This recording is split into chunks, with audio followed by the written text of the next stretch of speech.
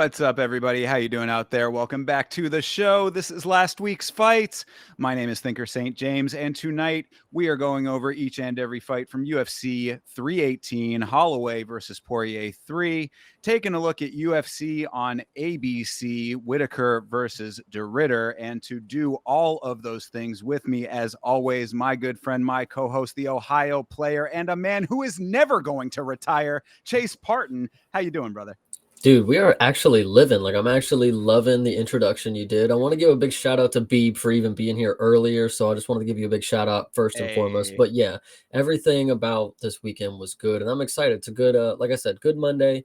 Saturday was good. So I'm really excited to talk about these fights for sure. Absolutely. Same here. This was a fun one. And of course, a mixed emotions one, I would say. Obviously, tugging at the heartstrings. The retirement of Dustin Poirier hit everybody a little bit differently, depending on when you started watching the sport and how you feel about Dustin as a fighter and all of those aspects. So, of course, we're going to get into all of that. If you are new to the show, we're going over each and every fight from this card. If you have anything that you want to talk about that's not pertaining to the fight at the moment, throw it into the chat. Remind us a little bit later in the stream. We'll come back to it and address it down the line.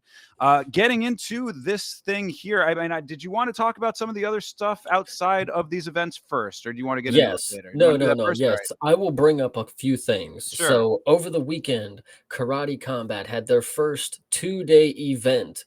And it was maybe a smashing success. I don't know. I know Captain Longboat was there and they were doing the Crypto Bro thing. So it's whatever. Excuse me. The first day, which was Friday, they had an 8-man heavyweight tournament. And let me explain how this works. So you had heavyweights go up until the semifinals. In the middle of that, you had a title fight between arguably one of the best karate combat athletes that we've seen, and then we got the finale between the heavyweights. So the heavyweight started out with Robellis. He gets a third round decision win. I didn't actually catch this one. Grateful I didn't, because the stigma, he's still alive in my head, but the decision win was probably boring, I assume. The next people in that in the quarterfinal, whatever it was, the opening round, they all got first round knockouts, and there was some pretty good talent, but you could clearly see oh, they're so tired already. Like they've thrown it out the window in the first fight. Robellis comes in the second round, smokes his opponent in the first round. He looked awful. He's not good. Broke his foot. So he was limping away, but it was very funny. I think it was the first round. Yeah, it should have been, because I remember thinking it was the opposite for him. But then the matchups between the good heavyweights that put on a good performance in the opening round, they got matched up. And the dude that I thought was going to be the guy to beat Robellis, he took, I think it was a pretty late finish maybe, or it might have been even a decision, but they wore each other out and they were so dead. Like you knew either one of them was going to be dead after this. And that was when I wanted to crucially note, they gave Robellis the first fight so he could have the longest break, which was really funny, because then they have that fight in between. And then Robellis has been chilling for 30 minutes, getting his foot looked at, all that stuff. Title fight in between the champion from Chile. Very impressive. One of the best that I've seen, other than our Pakistani boy, of course. Very good. Apparently, the opponent was switched. I'm not sure if that's actually true. So if it was another janitor, he put up a good fight. I'll give him that. Right. Did lose though. Did lose.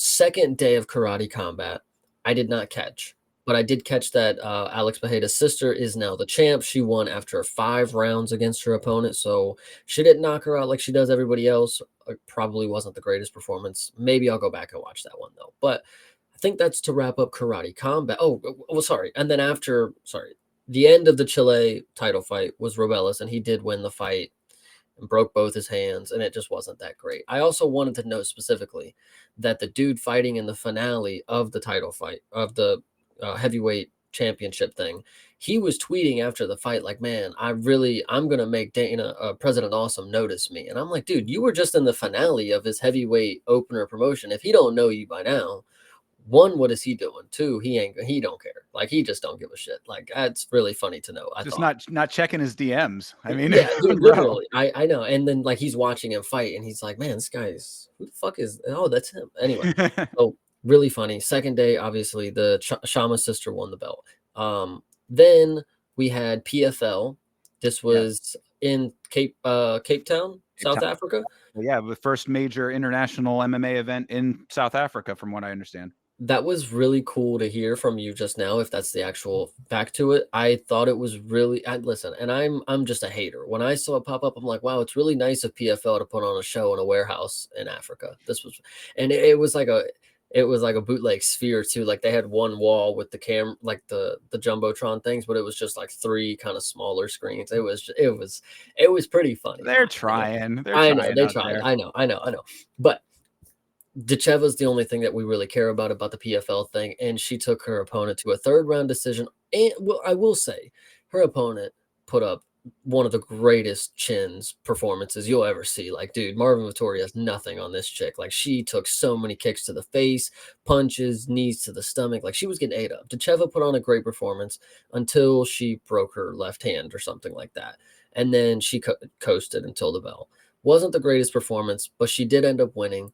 This wasn't a title fight, apparently. I don't know if you guys didn't know. This was a 3-round fight. Decheva's going to go fight somebody. Yeah, she's going to go fight somebody else for the belt now, which that's what I thought this was for. So, yeah, she didn't put on that good of a performance. And what was the guy's name in the main event? Johnny Eblen, yeah, that was the main event, the bigger news, I guess. Right. You know, Dakota Ditcheva winning a fight is not exactly news at this point. PFL is gearing up to, or has been, making sure that she is their big name, and she's certainly riding that into a new contract here. She signed a 6-fight deal with them now, so she's going to stick around in PFL for a good amount longer. But yeah, Johnny Eblen, he was fighting and beating his opponent solidly through 4.5 rounds, and then gets rear naked choked within like the last minute of the fight. So that was a bit of a crazy instance and a big upset there. Yeah, that's a big upset. I think the biggest upset of it, and you actually touched on it first, like the Johnny Eblen thing, I don't even think anybody really cares too much, to be honest. Like, he says rematch, nobody's probably ever going to want that. But the Decheva thing, the biggest upset was her calling, or her getting on the mic and saying that she's extended her contract, or she's going to sign with the PFL for more years. And like that, genuinely, I mean, as somebody who finally realized that she's 26 years old or whatever, like, she could genuinely take over the UFC if she really wanted to, but she just wants to fight flare outs and people that are never going to be, the top of the competition, basically. And that's just unfortunate. Yeah, no, I mean, I would think that she could follow the Kayla blueprint pretty closely. Go, continue to do what she's doing over there. She's probably making ridiculous money because she is one of the only big names. And actually, I know that Rick Allen is a bit of a meme in the chat, but I think it was him that brought it up recently that the PFL has not been doing next to anything with Francis at the moment. So she is currently the biggest star that they have if they're not utilizing Francis Ngannou. So really, I'd say it's really not a bad business move on her part to just go rack up a couple more bucks over there and then go over to the UFC at some point. She's still young, so she's got plenty of time to do it, and then actually see if she can go over and take the UFC by storm, because we've been seeing time and again now. We'll talk about one of them on this card, but he ended up getting a win, but we've seen plenty of times with PFL and Bellator formers coming over and not being able to replicate the success that they had in their previous homes in the UFC. So, I mean, the most current examples are fucking ancient by the time they do, because they keep signing these dumbass contracts. Yeah. Well, I think that it's because the circumstances were as they were with Bellator and PFL merging and all of that kind of stuff at the time. There probably was a little bit more money to go around in Bellator before, maybe, and then the circumstances are different now, so it is better for them to do it now. We're seeing a couple people with a little bit of success, like Renier de Ritter, who's fighting in the main event of the upcoming event. I mean, there are circumstances that could lead to better outcomes for them in the UFC, perhaps, but it's not a guarantee, is what I'm trying to say. So I think that my point in saying all of that is that savor the time that Dakota Ditcheva is running through her competition, because you just said she didn't even run through this last chick. I mean, whooped her ass, but I mean, she just didn't. It was a definite dog walk. Yeah. All right. Well, fair enough then. So, I mean, she's getting these fights where she's doing good work, not finishing. That's a little bit concerning, but whatever. She's still dominantly performing. She could go over to the UFC, get paired up with a top 15 fighter, and it could be a lot different. And then all of the mystique just instantly vanishes. So I think riding out what is working for her right now is not necessarily the worst idea. I genuinely haven't seen a clip of anybody saying, I'm glad I stayed in Bellator for this long. I don't know. I could be wrong. So you let me know. Well, it's just the grass is always greener kind of situation. It's like, or the devil, I guess is a better way to say it. Like, you're in an organization that's catering to you. Essentially, they're giving you probably a lot more than you're going to get elsewhere. The only real reason to go to the UFC under those circumstances is to fight the best. If that's, if you're that type of athlete that wants to challenge themselves against the best in the world, that's where you go for that. But if you're just comfortable making a whole hell of a lot of money for a little while and, getting some easy layups, I don't know. That's a kind of, because it's the same thing I said about Kayla back during the tournament time when she was over in PFL. I was like, if she just wants to go and make $1 million every year, beating 3 or 4 fighters, I mean, that's her choice, I suppose, right? Yeah, it is. But I mean, I guess it just really shows. I mean, you started with it. I mean, does she really, she's only going to go if she really wants to face the top of the competition. And we know that there's a lot of people in the UFC that when we watch them, we won't consider them the top of the top level of competition. But genuinely speaking, the lowest level of what we see in the UFC is better than what I saw on Saturday against her. So Yeah, no, that's absolutely the case at this point. Most especially at this point, you might have had a little bit more of an argument back when PFL when Bellator was like really pumping and trying very hard to like be a rival. But nowadays, I mean, PFL is just not graduating the same level of talent. It's just, I just feel bad because I personally know a really big Dakota Ditchova fan, and he was very upset that she signed or that she's going to sign with the PFL for more years. This is somebody that has the star power of like a Patty, where if you get them on while the train is going, then you're good, and then they're in the UFC and they got a good momentum. But if you keep Dakota in the PFL and she fucking loses somehow, like, oh, brother, you are cooked. Yeah, you really fucked her up if she goes in there and loses in one of her little $500,000, fight. Like, yeah, then but we that's know why she's not anything. and that's why they're going to continue to feed her whoever, just because they need a star. It's what I was saying a couple of shows back, maybe a couple months ago or whatever, where PFL needs to start growing their own talent. They took the gamble on Francis. You can kind of debate whether or not that was a good one at this point.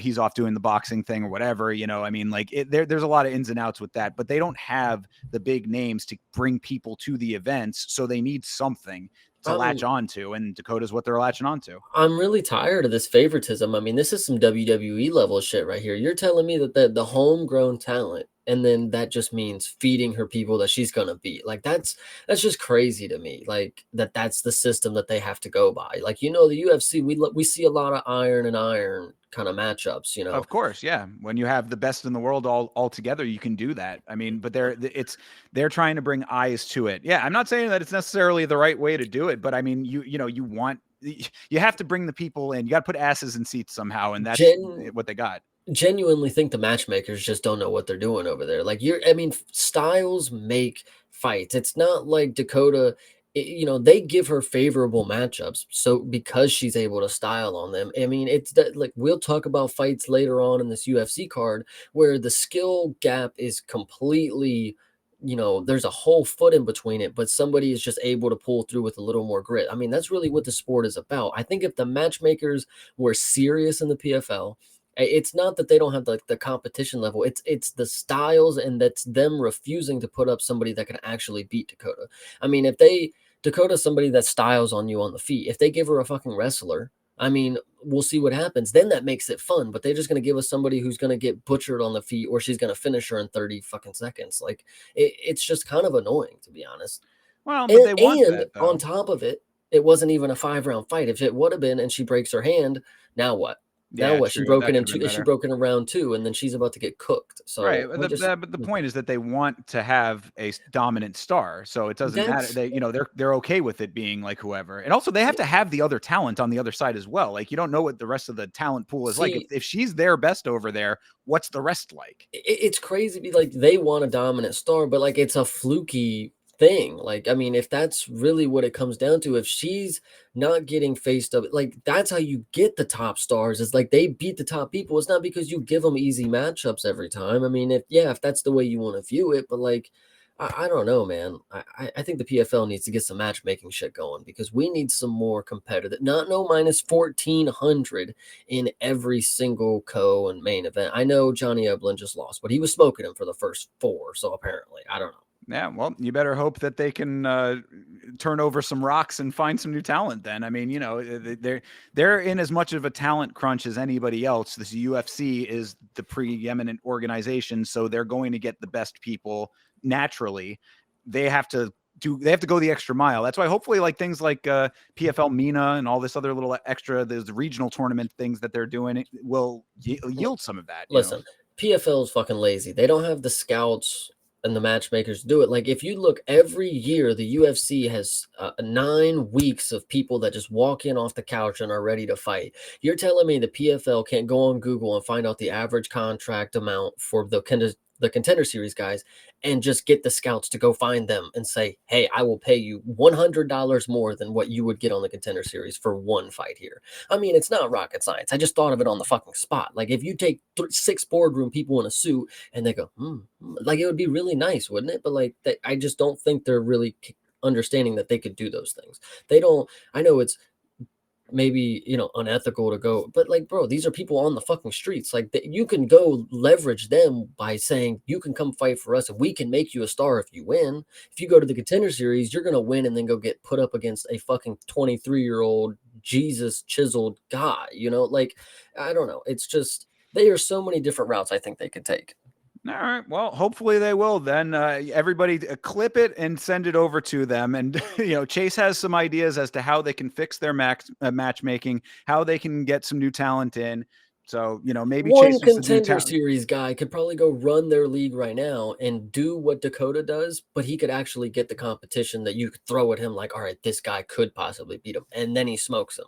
I just don't get why there hasn't been a dude in the PFL and been like, man, I almost went to contender series, but I'm so happy I'm here. Like, something like give us one story where a dude is like, they found me and I chose them over the UFC because this was a better opportunity and it turned out well. Like that's why am I not hearing these stories? I don't know. I would agree. Honestly, I do think that there's something to that they should be doing a better job of finding the talent. If it is out there, maybe not necessarily snaking it from the UFC, but like just being on the ground. But I think that that's been a problem with PFL in general is that they're not actually connected to this sport. They are business people trying to emulate an MMA promotion without actually being connected to it. I mean, it's also not. I mean, you can make it even easier. You could look at the top stars in the UFC, go and see what camp he trains at. Send your scouts there and say, well, they train with him. I mean, we might as well sign a couple of them if they have a decent size for, if there's a heavyweight there or a flyweight there, we can just pick them up off the streets. Maybe there's something there. Like that's just the easy route. If you're literally fucking lazy and you don't know how to scout out competition and you're not going to these events to look for these people and you can't find your Rebellis to Spain and you can't find your fucking, whatever the case may be. Right. Dakota Decheva is just honestly wasting her fucking career there, but whatever. All right. Well, let's put a pin in it for now. Just because we got a better Dakota Decheva performance coming up, and I called that one. So we're gonna get into this card. What did you think? For sure. Like I said, everybody, clip all of what Chase just said and send it over to PFL. We're gonna get Chase a job being the matchmaker. No, I thought that this card was very, very good. This is UFC 318 Holloway versus Poirier 3, which took place at the Smoothie King Center. Funny to say, Smoothie King Center in New Orleans, Louisiana. I thought that the card opened very well. I thought main card was a little bit weaker. I mean, there was times that were pretty good. There were a couple of less than spectacular fights on there, I would say, but overall it was a pretty good card. I gave it a 7 out of 10 personally. Dude, this card, the prelims were really solid. I thought early prelims rocked, man. I thought this was really good, and then the main card felt like a fever dream. Like I literally thought I imagined most of it. Like this is what I would imagine in a nightmare. Like everything that happened here. So I can't wait to get into it because boy, was it something. Yeah, yeah. Well, you know what? Let's do just that, and we'll talk it all through as we go here. Before we start, Sure. everybody in the chat, you are amazing. Make sure to like and subscribe and give some more shouts out in the chat because TJF is awesome. B, Rick Allen, you guys are the best. Yeah, Appreciate appreciate all you guys. Thank you very much, of course. All right, well, starting off the card proper here, Carly Giudice versus Nicole Cagliari. How about Carly Giudice? Yeah, you know what sucks? I'm really high on a lot of people, but when it comes to certain matchups and I look at the value on the slip, I sound like I'm against Carly Judice, but genuinely I knew this is everything she's capable of. I mean, even her in her last performance, she's shown that she can be a butcher on the feet. And with a record at 4-2 coming into this fight, like she doesn't give you, like I even said, it's hard to put minus 300 tag on somebody who just hasn't seen that much pro experience. And I thought this was potentially the fight where she could see something in the grappling. Nicole Cagliari, with 3 wins previously coming off of submission, I thought this was going to be an open shut case. I thought this might be the one. But Carly Judice, like I said, the better Dakota Dacheva performance. This is the American Dacheva right here. I mean, she put on a masterclass for 3 rounds, and then I thought we were skating to decision. I thought we were good to go. And then, nope, of course, the fucking knee to the sternum puts her down. I actually think that it was a very good stoppage. She was protesting, but girl, you got shut down. So it was easy for Yeah, perfect. Judice, excuse me. Yeah, for Giudice, yeah, perfectly placed knee, right to that liver. Shuts it down pretty instantly. I think that Cagliari was having some problems with her defense, and that is something that's going to be a big issue for her going forward. She keeps her guard so wide that she just kept getting popped right through it. Mhm. You pair that with Giudice, who is really sharp with her striking throughout this entire thing. That was a really bad combination for Nicole there. Giudice had some very solid striking. I mean, like that. It's really important to note in this fight, like how well she was executing her shots. Her shot selection was very good. Her combinations were really nice, and she was having Cagliari wearing the damage very early in this fight. Like by I think the second round, Cagliari's eye was already swollen shut, which not a good look. And then also not a good look is Cagliari dead bugging on her back twice in this fight. She's like kind of beckoning her into the guard Yeah. because she couldn't get her down. That was the other big problem, is that Cagliari was having no success in the takedown department despite multiple attempts. So you put all of those together, it was kind of a long night at the office for Cagliari, and there just seemed to be holes in the game that are exploitable by fighters like Giudice, fighters of that caliber, and that's going to just be a big problem for her going forward. I mean, it's not really fighters like this and fighters of the caliber. I mean, Nicole Cagliari has basic boxing defensive deficiencies. Like she just gets destroyed by a simple jab and a straight, And Carly Judice, shout out to her. I mean, I was gonna say recency bias, yes, but the two most promising strikers, and well, Fatima is one of them, yes, but she's got a lot more in the grappling department that we've seen. If Carly Judice somehow has I know she has a great takedown defense. That's what I wanted to note actually, is at the beginning of the fight, I said, if she has takedown defense and she's as good as we thought, not getting taken down, we're going to have a problem on our hands. And she did exactly that. And she popped her up for 3 rounds and then finished her. So these are two girls, her and Fatima, that I would think you have to really look out for. Thankfully, they're in 2 different divisions, so we don't have to watch them match up. So I'm okay with it. I like it. Yeah, and it's a nice story, I'd say, with Giudice here, because coming into this fight at 4-2, yeah, we talk about how when the losses start to creep up, you got something to worry about there. So I was a little worried for her in that regard, even though I don't think that her losses were really that bad, if I recall right. I mean, I think one was Split to Ernesta Kadetsuke. yeah. So I mean, and then one before the organization. So it's like you still just don't want that as your record. You don't want your losses to be anywhere near the halfway point to your wins.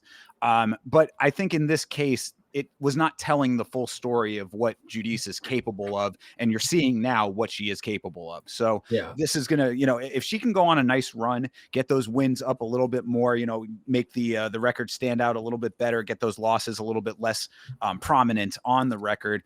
It's going to be nothing but good things going forward for her if she can keep this pace up as well. She is now the first woman in UFC history to win by kick and by knee. Do you believe that? Yes, 100% believe that. I mean, listen, the sport is so new still that people can set records very easily, not easily per se. It's not an easy performance to do, but like to get two finishes in a row, that could be a record if you do it the right way. And shout out to Carly Judice. I always credit Josh Van for making history every time he steps in there. If Carly Judice can be someone just like that, I'm excited. She's very, very crafty, and I like this girl a lot. Yeah, after a performance like that, I'm certainly coming around myself. As far as Cagliari goes, when it comes to the women, they generally give them a little bit more leeway. So I don't know if she's necessarily going to get cut yet, but she Back to is. Contender Series you go. Yeah, right. I mean, she might have to do another round perhaps, but we're literally just talking about how you don't want the losses to be anywhere near the halfway point of the wins. She is now 8-4. That is exactly the halfway point, and two losses now in the organization, if I'm correct, right? Yes, absolutely. So B makes a really good point. Two finishes in the UFC at the age of 26.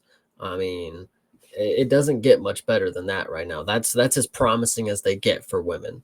yeah, And Fatima's actually in the same boat there, but it is what it is. So yeah, absolutely. So we'll see if Cagliari can make some kind of a turnaround at some point. But as of right now, it was the Carly Judice show, and good show. I enjoyed yeah, it. 100%.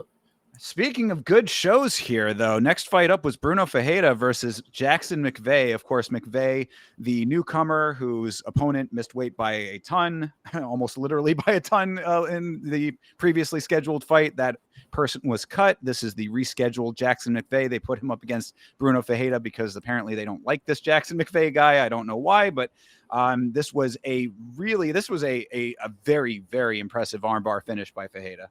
Yeah, this really sucked for me because, well, I mean, not really. I mean, I had Bruno by finish. I knew he was going to go in here and finish him. There was no way this dude on short notice was going to get through Bruno. Jackson McVeigh, one thing I will note, he's fucking tall. He's as tall as they come for any division that you get. And Bruno, uh, thinking that the knockout was going to be the way he did it, I'm like, okay, he proved that he could get a submission. There's no reason for him to go back to it unless he really needs to. He should come out here and throw big old meaty slugs and knock him out. Jackson McVeigh did not get hit by a lot of strikes. And then when the grappling came, Bruno subbed him. I mean, that was basically all that she wrote. There wasn't really much to this one. It was a quick, great performance by Bruno, and finish was live, and I loved it.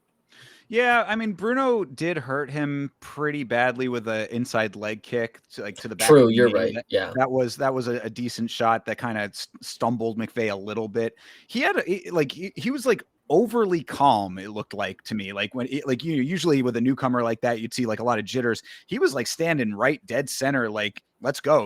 Which I was like okay this guy might might be something with a stance like that. But I think that after that, the mistakes started adding up pretty quickly for McVeigh, and that's when things got into a little bit of hot water I for him. have a really good question before we go further because Yes. B brought up a great point. Jesus was finished by an armbar. Would it have been Yeah. wrong if he was in the crucifix and got finished?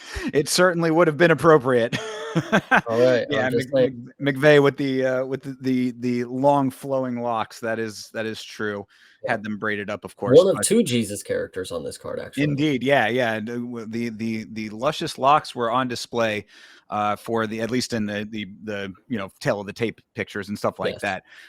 But no, yeah, the like I said, the mistakes for McVeigh were I think the big decision or the where the divide was what made the decision because Jackson gets on Bruno's back, then he sort of awkwardly rolls with him, but like holding on to him. So Bruno ends up on top of McVeigh, but still having his back held. So it was an odd situation there. Bruno ends up reversing that, gets up, then McVeigh is on his back. He's trying to backpack him, but he's way too high. He ends up getting slammed, and then the armbar was like this really slick move. That I think is the really all you need to know about this performance was how nice the armbar was because Bruno had to slide his body across the top of McVeigh to actually get the position where he wanted it. But once he did that, it was locked in really, really nicely, and the tap was very quick thereafter. So I thought this was a very impressive maneuvering to be able to pull this off from the position he was in because it was almost belly down. It wasn't like full belly down, but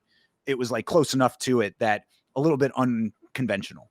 Yeah, I'm getting sick of strikers coming out here and getting multiple submissions in a row. It's really starting to hurt my ego. Surely he cannot get a third in a row. I mean, we got to play this game every time. Bruno Fajeda, you got to get a knockout next time, dude, please.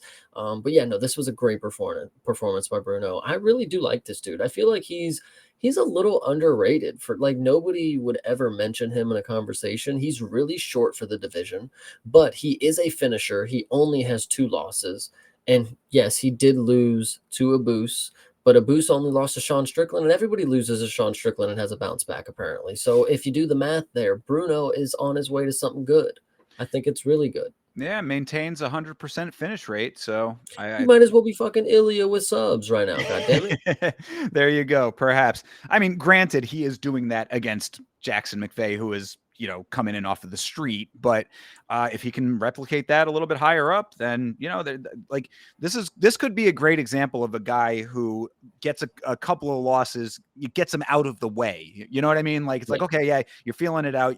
A couple of losses here and there, you end up on a nice streak thereafter. We've seen plenty of guys bounce back from a couple of losses. So yeah, Fajeda could be a good person to keep your eyes on. And, whether or not it's a sub or a knockout, whatever, by finish, like I said, 100% finish rate so far. So Yeah, he's the man for yeah, real. right now he is definitely the man. I appreciated that. And like I said, I cannot say enough good things about the fight IQ it took to make that armbar happen effectively like it did, because when Right. you're not on the right side, you get to the right side across the top of the body. Something to be aware of, that he has the ability to do those kinds of things. 100%. Yeah, no doubt. This was a great one. Yeah, really, really nice. Ryan Spann versus Lucas Dresky. Of course, this is at heavyweight. Thought Spann looked pretty good for his second outing at heavyweight against one of the worst at heavyweights, or the worst at heavyweight, and that's certainly saying something. Lucas Dresky, I think that it is time for this guy to go. Yeah, I knew this one was going to be a finish as well. It honestly does make you worry. You have 2 finishes in a row, and then you're like, okay, surely you gotta have a decision. Let's just not. We just gotta play the odds here. But no, I had Ryan Spann finishing this one.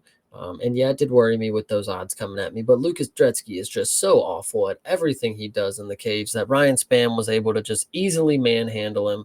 And he actually made him look really funny in this. Like it was a really goofy performance from Dretsky. And then to get choked out and tap like chicken, it was icing on the cake, you know? Yeah, I mean, Dresky is he was lacking. You know what I mean? Like that's the That's note just that I had. him. Like, I Yeah, mean, like he's not missing anything. That's just him. I really do stand by what I said on last week's show, that him off the gear it's just a different world for him. And I hate to say that, because it's like, you want to believe that like the skills, you want to believe that the juice is enhancing what's already there, right? Like that's at least I think what a lot of fighters would want you to believe. It's like, yeah, no, I'm a great fighter. The juice was just to get me that much little bit better, like that little bit of competitive edge. With Lucas Dresky, I think that really was like what he was leaning on, was just Mhm. the extra help from the juice. Him off the juice is a completely different type of fighter. And then going up against Ryan Spann, who is look, does he have losses? Yeah, he's got a good amount of losses, but the dude is seasoned. And that Mhm. is something that I think sets him apart, especially now another guy coming from light heavyweight to heavyweight. He's seen a lot over his time. And like this was a good example, what I always talk about starting fast and early, getting to it early. This was a great fast start for Spann. Nice early takedown, got the head and arm attempt, ground and pound, full mount. I mean, he was just doing what he wanted to do because he got to it quickly, and he's fighting a guy like Dresky who's not going to give him much back. Perfect situation. So second head and arm, doesn't get that either. Dresky stands up into Spann's guillotine, and that does the trick. Sounds good to me. Yeah, absolutely. It was a quick one. It was a fun one, but Ryan Spann did exactly what he needed to do and disposed of Dretsky. Going forward, I'm just hoping that Ryan Spann is going to keep being the finish or be finished kind of guy. He's been screwed over by the judges before, so I knew this one was definitely not going to go to that. And I'm just real happy with this performance. I really like this. Yeah, same here. Like I said, I do think that Dresky's time is numbered. It should be pretty It's short. Monday. We would have seen it by now, sadly. I mean, if they're going to give him one more, then it's got to be after that. There's no way they can keep this guy around just to be a punching bag. Even at heavyweight, that needs more people. Like this is not it.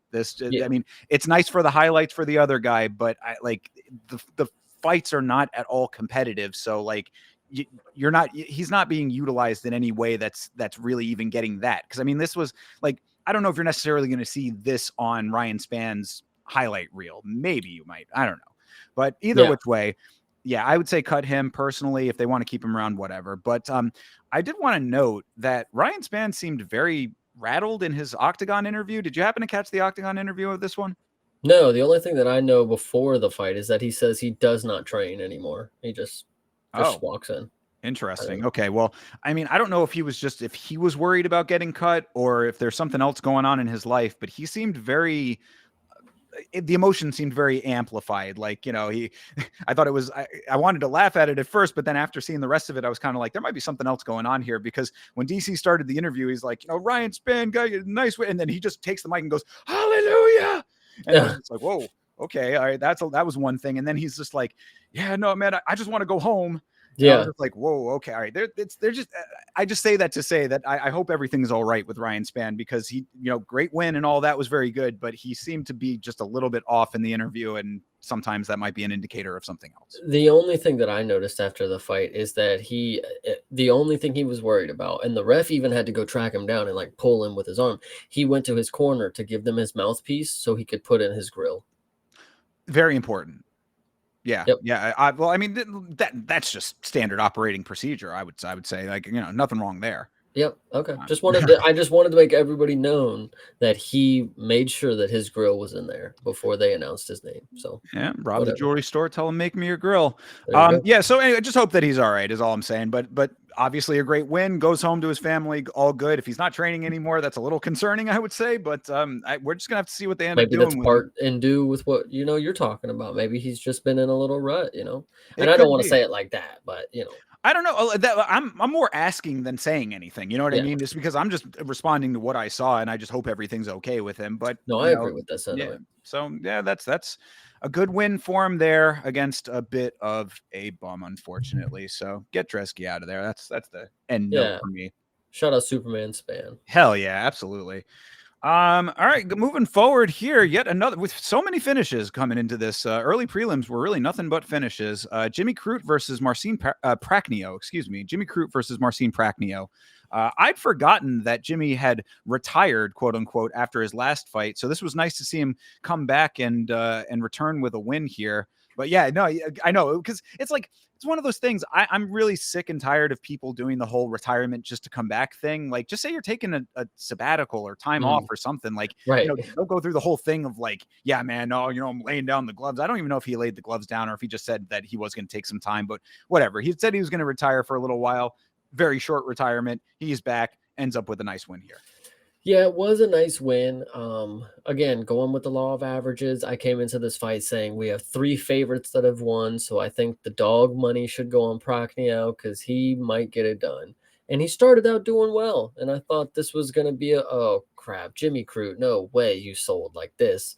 But then no, they got into the grappling sequence. Jimmy Crute got him down, and quick as the other ones finished him. I mean, it's a late first round finish, guys. But you got to understand, like there was not many sequences up until the finish. Like there's moments that really are the things that stand out. And I can't say in the 4 minutes that there was too much going on, but there was a sequence that finished it, and that's about all I can tell you. Well, really, the only major sequence aside from a little bit of striking was the Jimmy Crute wrestling showcase on this one. I mean, he was wrestle here, wrestle there, get the arm bar late in the round, and really, I think that the big note to take away from it was Jimmy Crute, once he had that arm, if he didn't get the position for the first time, he was able to move it to the other place. He was cranking one way, cranking the other way. It's like, I respect that. He didn't let it go when he had something that was dead to rights. Yeah. I actually would like to say the camera crew failed on this point. Cause yeah, you're right. He did him having had him in the arm bar, and he was almost out of it. And then he kept torquing it, and then he kept switching the position and kept rolling over. And finally he was able to lay on it and get it down. The UFC, the people in the broadcast room, they screwed us over by not keeping the angle on the elbow long enough. They switched it away before he tapped. And I'm the type of person that needs to look away if the elbow's bending like that. But like, yo, Should have fucking shown that shit snap. You do anything else? Like, what are you talking about? Like, don't, if you got the camera pointed right at it and you switch away before the tap to a different point of view, I'll be super upset. And I was. And I thought the people at home who really enjoy this type of stuff, they should have been able to see him screaming in pain that my arm is about to break. I'm just saying. Just saying. Fair. I mean, and where's our ref cam? Weren't I we, agree. I mean, we were doing all this stuff with ref cam for a little minute, trying to make that a thing. And then all of a sudden we see it here and there very sparingly, it seems like. That one dude, I forget his name, but he's gonna live on in infamy as the one time somebody got finished and they used the ref cam, Billy Goff. Yes. Yeah. And that's just terrible to see, man. You know, they should have brought that one back. I agree. Yeah. Yeah. Shout out to Muzz checking in. Appreciate you, brother. All right. Well, I mean, that's really all I had to say about this fight. I mean, Jimmy Crute, good to see him come back. Good to see him get a win. It was quick and easy. Yeah, I agree. It was quick and easy, and that's just unfortunate. I mean, listen, guys, these were great performances by these people. They did it in such a fashion that you can't say too much, but you can still admire that they put on a hell of a performance to win this one, especially with this one. That armbar submission was very, very hard to get. The one with Bruno was a little easier because he didn't have to go rolling through and keep holding and switching the position. Like, I'm surprised Pacquiao didn't get out of this one. That's how much he was fighting through it. He even got his legs involved at a point, but Jimmy Crute was able to showcase some really good grappling. Just note, this was high level here. Oh yeah, I mean, really, that should be a note for a lot of the ones that we go through quickly. Is if we're able to go through the breakdown of it quickly, then that means that the person that won did their job. Yeah, 100% know that. And I do often like to say that if you want to make a fan of me, you got to finish. Jimmy Crute, it sucks that I'm going to still be on the fence about this one because you got to draw in your last fight, I'm pretty sure, my man. Like, he's Mr. Draw. I mean, like yeah. that, he's one of the few people I can think of off the top of my head who has multiple draws. Yeah, so this one, sorry, Jimmy Crute, we're net positive here, but we're just not there yet. Do it against the higher levels. That's all you have to do. I mean, like, and that's the problem with kind of the trajectory of Crute's career so far has been that once he gets up into a little bit, we're not even talking about like the higher numbered area of the division. We're talking about just higher mid. He ends up having these kinds of problems. So yeah, a good win over Marcin Pacquiao, certainly fine. Do that against the people who are higher, then, you get all of your flowers as opposed to the caveats. I 100% agree. Yeah, for sure. All right, well, let's keep it moving here then. This is the last of the early prelims. This is Adam Fugit versus the newcomer Islam Dulatov. Dulatov, the male model, 26 years old, just bought his second Lamborghini. God, I want to hate this guy. Chase, you're around 26 years old. How's your Lamborghini? Yeah, I know, right? The first one is okay. The second one is still shiny. I don't drive that one as much. How could you can't drive them both at the same time, right? Exactly. So Islam Dulatov came into this fight, and I had been on the hype train. Like, this is the guy that I'm accepting that I think could be the guy. I've seen nothing about him, but the hype, I'll go ahead and believe it because there's something about him. He does have fucking aura. Well, you saw him on Contenders though, right? Oh yeah. He killed that guy, of course. But in the UFC standing. Sure.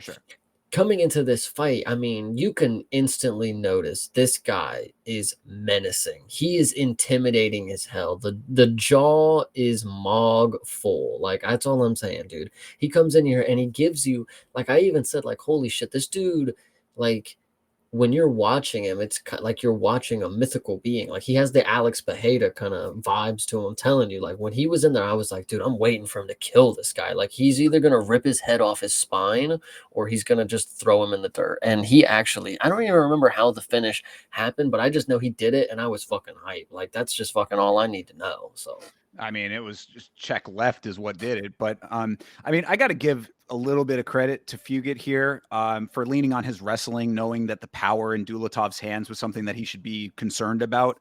I don't know if it was just off of watching tape or maybe it was because he got touched a couple of times early, but he just couldn't secure the takedown. So there was nothing doing there.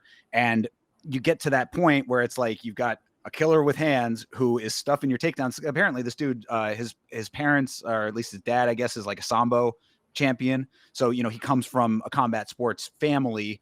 And, that obviously rubbed off a little bit on him there. So it's like he's got the Sambo in his back pocket to make sure that the takedown defense is there. He's got the hands to do whatever he needs to do on the feet. That's a deadly combo.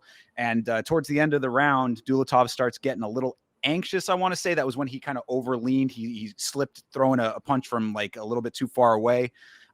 You could tell that he was ready to ramp the action up at that point. So this, for his first performance in the UFC, I think there was a little bit of a feel out, needed to settle in just a little bit more. But I'm going to be keeping an eye on this guy in his next fight, because if that was the jitters performance, if that was the getting your sea legs kind of deal, then this dude might be really dangerous. Yeah, I remember when I was rewatching Carlos Praetus on a lot of his early fights. The first fight in the UFC, he was very timid to like actually engage for a lot of it, and then when he did, he literally starched him, and I was like, "Holy shit, just do that earlier!"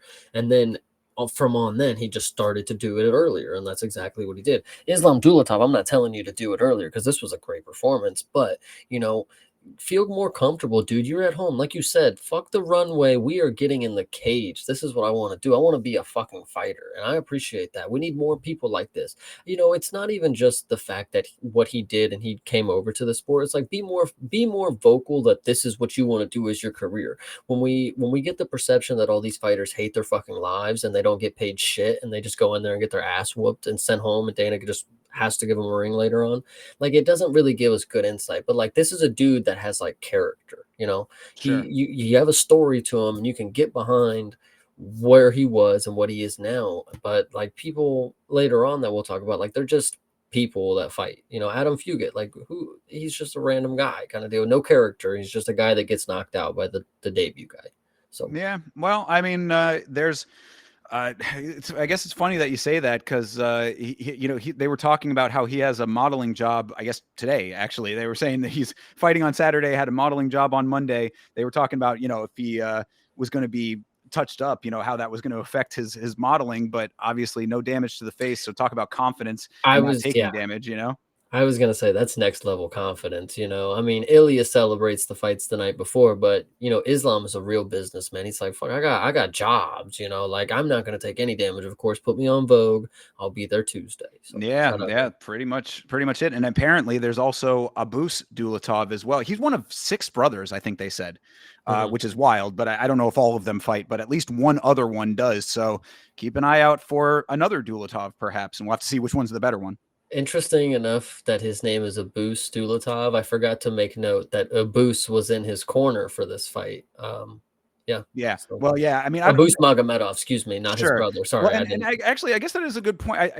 He did say, shout out to my brother Abus, who's a great fighter. I would assume that he was talking about his own brother and not Abus Magomedov, who is also from Germany. And I got it as Abus Magomedov behind him. I didn't know that the brother was also named Abus. So well, maybe I don't know. I mean, maybe I'm mistaken in that part of it. But he did say that his brother is also a fighter. So yes. there, whether or not it is Abus Dulatov or another Dulatov with a different name, either way, there is another brother that could be fighting in the UFC at some point. Yeah, 100%. But no, this dude's a Chad, and I actually would really like to see him take a fight very, very soon. I mean, if he comes out here and takes a fight on one of the bigger cards coming up in, what's it, July, end of July, he goes September or October kind of deal. He makes something happen there. Oh, dude, that'd be awesome. Yeah. Give him Manuel Torres. No, that's lightweight. Sorry. They're just built the same. Either way. Continue. Yeah, I mean, certainly no reason that he shouldn't be active after a performance like that. Welterweight is a hot division. There's a lot of competition there for a guy who's a power striker with Sambo as well. I mean, he's well-rounded enough on paper. Give this guy a good competition in his next fight. I mean, you can get it. There are certain people that like hot shotting makes a little bit more sense for. Like, I'm not saying that you need to shoot this guy up into the ranks just yet, but like, he comes out here and puts on a performance like that. It reminds me a little bit of like Malcolm Wellmaker. You know what I mean? It's like, you start seeing some knockouts out of these guys. Like, yeah, give them what they deserve. Move them up. Hell yeah. I agree. Yeah, right on. Shout out to Didgeridoo Dave checking in as well, by the way. Appreciate you, brother. Appreciate you on the watch along as well, always. Moving into the regular prelims. This was perhaps one of the most ridiculous performances I have ever seen in my life. I've been waiting all night to talk about this fight. This is Teba Gautier versus Robert Valentin. We both talked on the previous episode of this show about how big fans we are of Robert Valentin.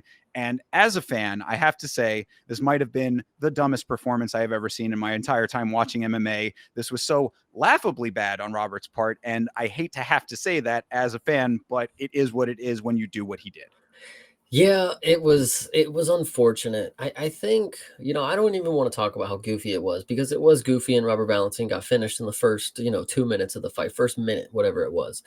Very goofy performance, waved on the punches, 8 more punches, got put on the ground, got finished. The craziest part about this is Ataba Gutierrez and his age. He's 23 years old, guys. That's 2 years younger than me, and he is built like a fucking Mack truck. Now, we used to talk about people, and we still should, Raul Rosas, like when he's a teenager out wrestling grown men in this sport, that is something that's telling. 23 years old is still very, very young. I mean, he's not far off from Josh Van, but if he continues to be able to make the weight, I would like to make a point, because this is going to go into the co-main event later. When you're built like this, you're unfortunately always going to have the question of the cardio. It's never going to be an easy cut. You're always going to be just stocky and full of muscle, and that's just not the best base for cardio. It's just not what the science has proven with the sport that we've seen. So even if you come out here and you keep finishing people, even if you do get to some lengthy performances, the gas tank is always going to be in the back of my mind for him. But it don't fucking matter. At 23 years old, keep going to finish people. I think he's going to have his better chances right now when he's young, because his youth and adrenaline will just carry him through a lot of shit. So just go for it. Oh yeah, I mean, steamroll as far as you can Yeah. with what you're doing for sure. But I mean, really, the unfortunate aspect of this fight, aside from Valentin's conducting of himself in it, is the fact that we have not seen him significantly tested when it comes to the wrestling and the grappling. Gautier, I'm talking about, of course. Yeah. We need to see what it's going to be like with somebody who is going to give him a legitimate challenge in that department.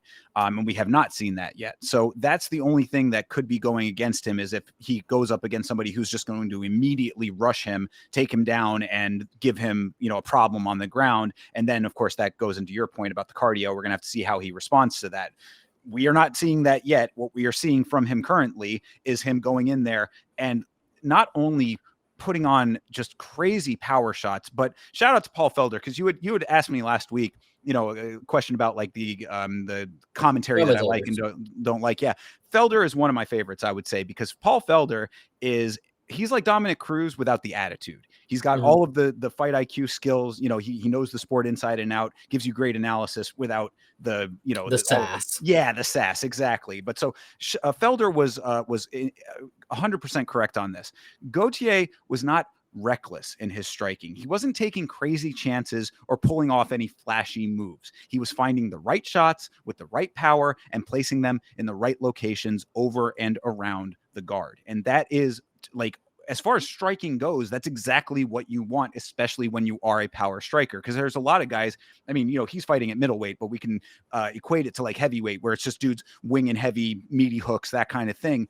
It's like, that's not always going to be as accurate and as effective, because the technique isn't there. This dude Gautier has the power and the technique. So, I mean, right now, like I said, steamroll as far as you can with it. And we're just going to have to see what happens when a wrestler comes up against him.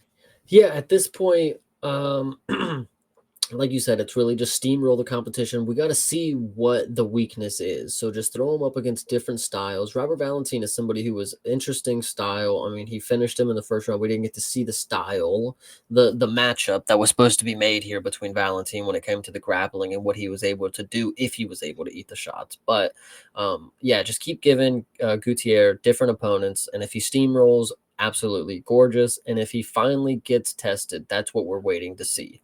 We're waiting to see how he responds to the adversity. So I'm excited to see it, actually. Same. Yeah. I mean, the only other note was where was the level change for Rob Zilla? I mean, I can't let this slide. Like, we have to talk about this misplaced, ludicrously misplaced confidence in Robert Valentin in this fight. Like, what was this? What Mhm. was this performance? Like, I mean, Rob is generally, he's kind of a character in his own way. He's like a sort of got that Yuri sort of internal mysticism, I want to say, is like kind of the way I would describe it. Like, he's very cerebral, I would say.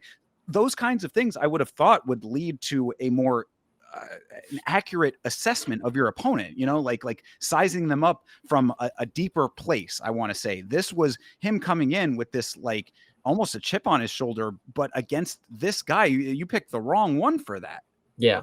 No, it was definitely embarrassing. It was hurtful to see, that he just wanted to go out on his shield. I mean, he just realized it was not the move to take this fight, I guess. That was what I saw. He got hit and he was kind of backing up against the cage after a couple different shots.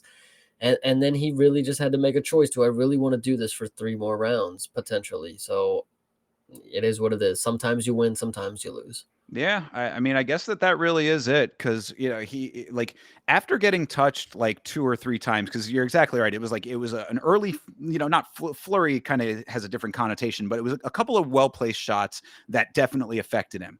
Yeah. He back to the cage. He's in that moment, like internally, like what am I going to do? Do I try for the level change, or do I, just get, I guess, get out of here a little early? Perhaps. I mean, I hate to say that because it does sound like, No, easy he way looked out. mad at the loss. He didn't look like he was, like, in there for the money kinda deal. Yeah, no. So it just, I really, I'm having trouble understanding what was going on with Valentine, like why he thought that this was the right way to do this. Yeah, and it sucks too is because we know he's not the type of dude to go in there and ask for a big old check. Like, he just wants to enjoy the fight game. He just wants an opponent.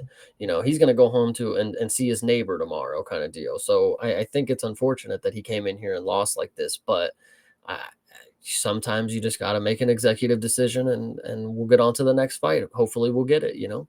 I guess. I hope that he does. I mean, I hope that they're going to keep him around, because this is now a couple of losses. Now he's lost to a grapple heavy guy and a strike heavy guy. Mhm. I mean, that's not looking great on the resume. And then you pair that with just poor decision making inside of the cage. That's a fight IQ thing. And I thought that he was more of, like I said, the cerebral aspect of him is why this is confusing to me. He's not a cocky guy in general. As far as we've seen him on The Ultimate Fighter, Yeah. we saw an entire season of him on The Ultimate Fighter. Like, he's a dude who wants to help other fighters. He takes fighting seriously. Like, it was baffling, is I guess Yeah. the way to put it. So anyway, I won't keep harping on it, but it's just, I think it bears repeating that this was, it was just like, it would have been laughable if I didn't like Robert Valentin so much, but I Right. do. So it's just like confusing. Yeah, no, this one was it was hard, I tell you. I'm with you. It was Yeah. a sucky one to watch. Well, speaking of sucky ones to watch, let's move on to the next one here. Francisco Prado versus Nikolai Veretennikov. Man, we have to now watch more Veretennikov fights, and that really makes me sad. DC said Prado's making mistakes in the second round. That was his note, and I think that is the theme of this fight. Mistakes on both sides, but Prado's mistakes ended up costing him the fight. Prado is unfortunately not very good. For a 23-year-old, I think it was also, he's very young. Did not show any upside. Didn't show me that, like, oh, with a few tweaks, like he's got it. Like, he lost to arguably, he made Veretennikov look very good in the first round, and that's impressive. Veretennikov actually worked the body very early. I was thinking Prado was going to go down. I mean, that's a very veteran move to work the body and get him hurt early. And Prado thankfully was able to weather that storm. Took him down 3 times apparently. There was a lot of wrestling in the later rounds of this. I remember DC specifically saying that Veretennikov he still thinks a title run is possible. I would like him to do me a favor, look in the mirror and look at the color of your goatee, and then we'll talk about a title run in another life, because you're just not doing it in this one, brother. Veretennikov, you're too old. The skills are not there. You do too many spin kicks that are never hitting your opponent. And yeah, this one was just hard. Listen, this whole card had some ones that were really hard to watch, and this one hurt because Argentini and Drew Dober just did not have what Drew Dober has, and that's what sucks. Yeah. Well, I mean, I thought that Prado did the right thing at first, at the very first, getting Veretennikov to the ground. Obviously, we've seen Veretennikov have a lot of problems with grappling. He has very, very limited skills on the ground. So going for the armbar, not a bad idea. You get him Oh down. yeah, Turns out to be an unfortunate idea after that because he ended up getting slammed on the side of his head. Half the time, the slam goes terribly for the slammer. The other half, it goes terribly for the slam E because you can slam yourself deeper into the armbar. This time, it was Prado who ended up getting the raw deal. So I don't even really take too much away from him with that. You are always going to be at risk of getting slammed in an armbar from that position. When you go to armbar standing opponent, there's always going to be the chance that is how it goes. So it's a 50-50 gamble. Unfortunately, he was on the wrong side of it. He was lucky he didn't get knocked out with the slam. Definitely lost the round trying to get himself back into the fight thereafter. So round one, understandable why that went that way. The bigger problem was Prado trying to stay on his feet going into round two. He didn't initiate the takedown until halfway through the round, but when he did, it was a pretty cool suplex, so that's cool, but it wasn't a full-on suplex that actually damaged Veretennikov. It was more a positional changing suplex. So, Third round, Veretennikov was gassed. Prado gets full mount. This really should have been it. That should have been the time where Prado mustered all of his strength to get the ground and pound going effectively, but he didn't do that. So fuck. Then so many shitty spinning attacks from Veretennikov. 2-1 Veretennikov is probably the right call. Both guys made a bunch of dumb mistakes and didn't capitalize on big openings. Now we have to see more Veretennikov fights, so we all lose. End of story. I'm just there's so much annoying shit with this, but that's the gist of it, and wanted to speed run that and get it out of the way. Yeah, no, I agree with you. There's not too much more to say. I was really hoping that they'd somehow give it to Prado because he's young and they want to build an upcoming prospect out of him. But Veretennikov winning this fight, was unfortunate. He actually showed a lot of sportsmanship in this fight compared to his last one where he got mad that Austin Vanderford fucking finished him. But we got the win. Yeah, true. I mean, I guess that is how you get in a better mood. But it was a split decision win against somebody who's not very good. This was a why are you on the pay-per-view performance. Well, yeah, I mean, that's all that I can say. Why were you here? That's pretty crazy. On both sides, really. But yeah, it was funny because it was, like you said, split decision. They're doing the split screen. It's a tense moment. Who's going to win the fight kind of thing. They read the decision and the crowd could not give a fuck less. It was so quiet in there. Yep. And Veretennikov celebrating with his team like he's just won the fucking championship. Like, dude, you just beat a bum. Like, reminds me of that meme with the dude with the champagne at the top of the podium, and then it's the podium with all the other people ahead of him, kind of thing, whatever. But anyway, Veretennikov, there's this should not give you any better impression. We talk about that a lot recently with fighters who are getting fights where they win, but it shouldn't mean that you put more faith into them. So if there's any takeaway from this, Nikolai Veretennikov, if he goes up against anybody who has even any slight wrestling, grappling ability beyond what Francisco Prado had, you're probably going to be wisely betting against him on that. If you get him to the ground and keep him on the ground, he has nothing doing. Prado just was not able to make that happen. Yeah, no, I agree. And it sucks that this fight was boring because the card was very good up until right now. This is where the next one we'll talk about is very good. But this one was the first dip in the excitement. It wasn't even, to me, wasn't that it was boring. It was just that it was two idiots. I'd say it was sloppy. It was a slop fest on both sides. And then it's unfortunate because if Prado was just a little bit better, then Veretennikov is the exact kind of guy that you can make a name off of. Vanderford proved that coming in on short notice, getting a really nice submission win. Yes. This is a dude who you can easily get a highlight out of if you conduct yourself properly. Francisco Prado is just obviously not that guy to do that. I 100% agree. Unfortunately, he's not. But fortunately, we know early enough in his career that we've seen at 23, he's just not the one. Maybe at 28, after a few more, he's able to build some sort of momentum. But as of right now, nah, mate, this is not it. Yeah, definitely not. So Francisco Prado, unfortunately, busting a number of parlays for me. So that'll always stick in the back of my mind. But in your minds, remember Veretennikov, wrestling, don't mix. Yeah. All right, well, let's move on to a better fight here. Marvin Vettori versus Brandon Allen. Before getting into the actual fight itself, I did want to say that I thought it was nice that the organization acknowledged the passing of Marvin Vettori's brother, Patrick.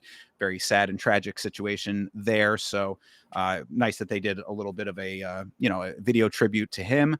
And then the second note was that while they were doing the ring announcements, this was during Bruce Buffer talking. In middle of the announcement, they cut to two dudes in the crowd doing shoeies. Why? Now, I know we know Tai Tuivasa. There's a reason there. It's a cultural thing in, the Australia, New Zealand area, whatever. Neither of these guys are from that region of the world. Why are we watching shoeies? Yeah, that's one of those shots where they're like, "Oh my god, get it real quick, get it." Yeah. That's actually hilarious. Mid Bruce Buffer is really funny. Yeah, I'm like, they're gross. B, they're not connected to this. Why am I looking at it? But Mhm. anyway, I digress. What'd you think of the fight? I think it went exactly how I said it was gonna go. I Yeah, think I good was spot prediction. on. Yeah, very much so. I agree. Brendan looked phenomenal on the feet. He was very confident in his striking, and he put a world of hurt on Vettori. I mean, it was very, very early in the fight that Marvin Vettori had a broken nose and was bleeding, and then Brendan Allen was able to really style on him after that. It was definitely closer than what a 30-27 would lead you to believe. I mean, either one of these rounds, other than the first, probably, you could give to Vettori. Like, it was definitely close enough that Vettori was landing some big, powerful shots. But credit to Brendan Allen. I mean, he did eat a lot of good shots. And you also will forget, guys. Brendan Allen is huge. Like, he made Vettori look small, and Vettori, I'm not convinced that he's the smallest guy, guys. Like, he's pretty big of a guy himself. Brendan Allen is just massive, confident in the striking, put him on the back foot, laid in a lot of good combinations. And I think he just really just did the performance that I was really expecting. We would have saw this in a casino had there not been security, is all I'm thinking. For sure. Yeah. I mean, shout out to Felder again saying, because my note was Allen should lean on his striking more often if he's got hands like that. And Felder made the good point that when there's bad blood, you want to go out and punch the guy. You don't necessarily want to just wrestle him for the entire fight.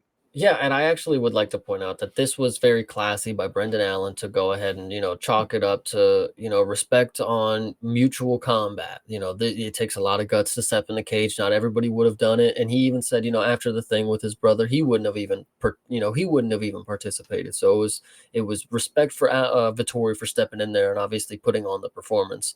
And I think it was very deserving of the fight of the night. There probably should have been two fight of the nights, but whatever. Oh, is this the one that won fight of the night? This one fight of the night, yes. All right. Uh, Interesting.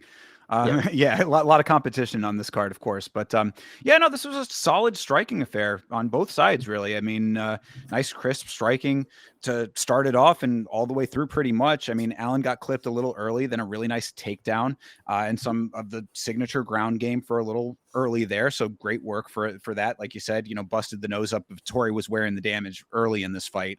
I think that the scar tissue is going to start making it a lot more of a bloody affair for Vettori going forward. I mean, it's inevitable. He takes so much damage. I mean, and obviously shout out to him for being one of, if not the toughest chins in this sport. And I think that that's not even hyperbole really when it comes to Marvin Vettori. He has to have the best chin in the game, in my opinion. But because of that, he takes so much damage, and over time that just we see it with guys like Nate Diaz, where tough guys end up bleeding more so than anyone else because of how much damage they take. So that was apparent early that he was going to be bleeding out pretty heavily, and he did.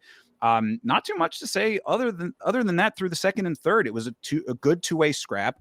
yeah. Allen just landed more and got the takedown in the first, so that kind of swung it his way, even though Vettori was swinging. And Vettori is a tough guy, a durable guy. He just doesn't have enough of the pieces in place to hang at the highest of this sport. And Brandon Allen being right at the cusp of that, I think that really speaks volumes based on what the rest of the division looks like. This unfortunately came early for us. I mean, this should have been the co-main event. It should have been 5 rounds. I think it would have been very interesting had it been 5 rounds.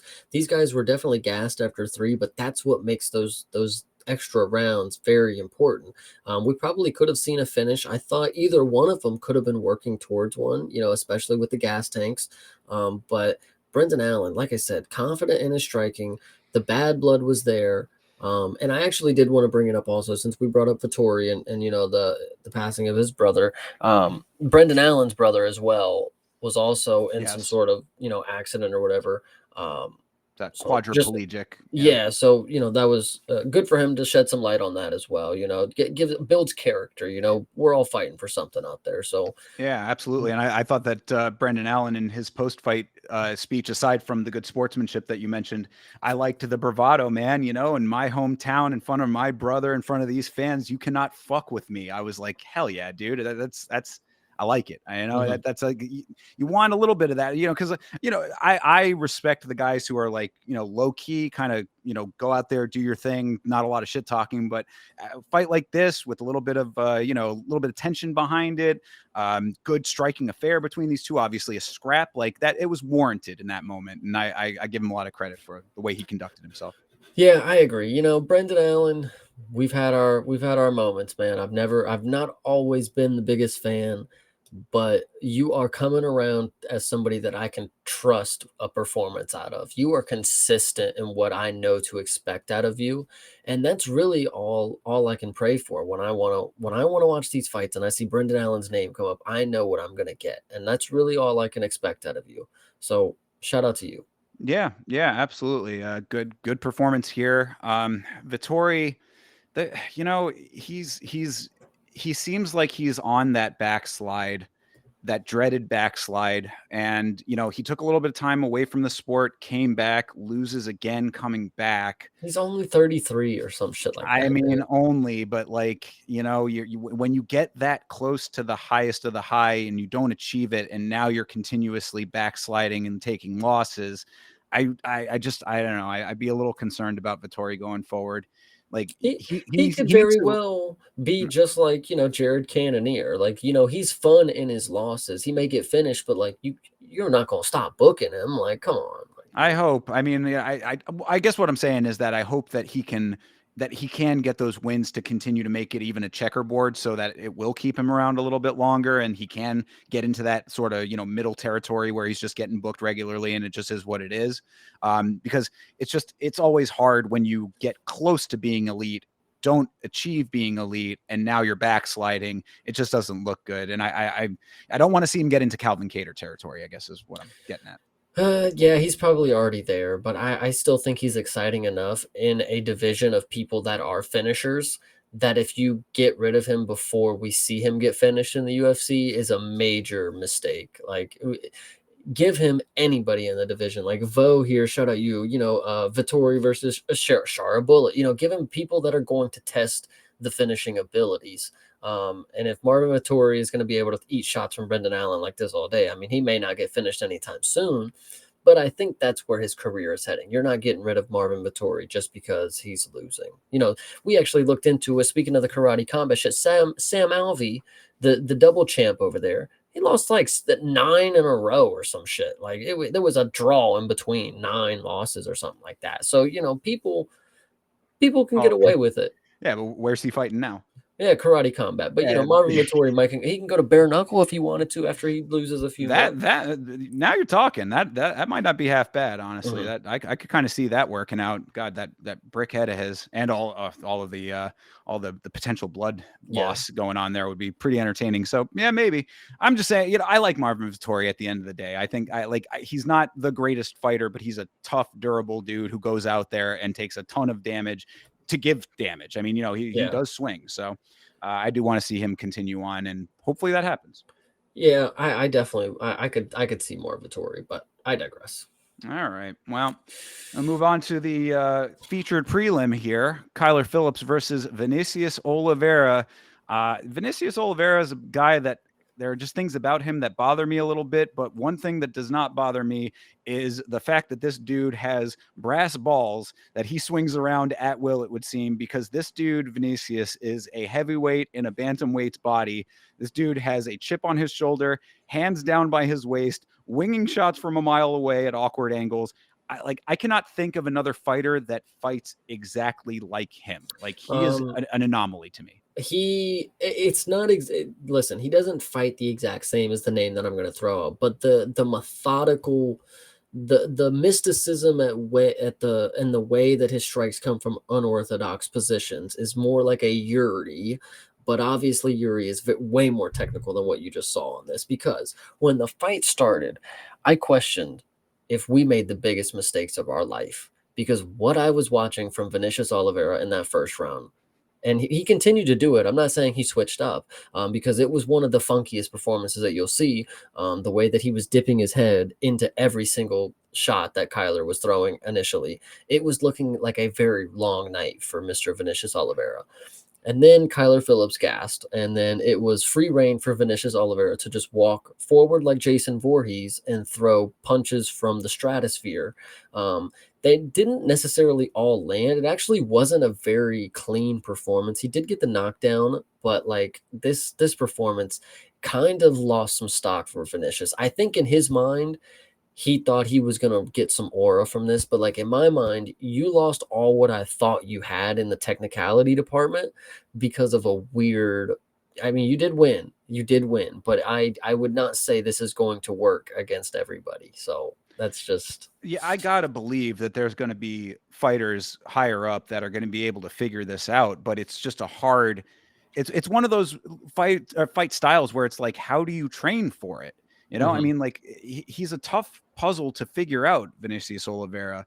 Like Is he Kyler, though? No, he's not. No, I would he's say not. so. I mean, because Kyler figured him out in the first round and then gave up because he's tired. Dude, that was he gave was up. I whooping him. mean, He was whooping him in the first round. That's what all the judges gave him the first round. well, he I definitely mean, did win the first round. Yeah. see, but like that's the point. Like it wasn't easy. It was so easy for him right out the gate to just get it. It's like, all right, I figured it out. And then once he was unable to do that because his body was refusing, then we have a problem. But once you have somebody who comes out and doesn't, like, they call Kyler Phillips a front runner, and that's a very good thing. I mean, he's only winning if he's on top. But at the time where he's got to finish and come back, he's never going to do that. Vinicius Oliveira, I just don't think that we've seen somebody that's given him the matchup that'll make you realize what I saw on Saturday. I saw somebody willingly putting holes in their game, and that's what I like. I have no idea. He never has fought like that, in my opinion. I was saying this dude fought like Anderson Silva before this. Now I'm looking at him like, you fight like a drunk guy. Like it was really crazy. It was really crazy. Yeah, Phillips did look good in the first round. He clipped Vinicius early, and Hmm. after that, it was all Oliveira.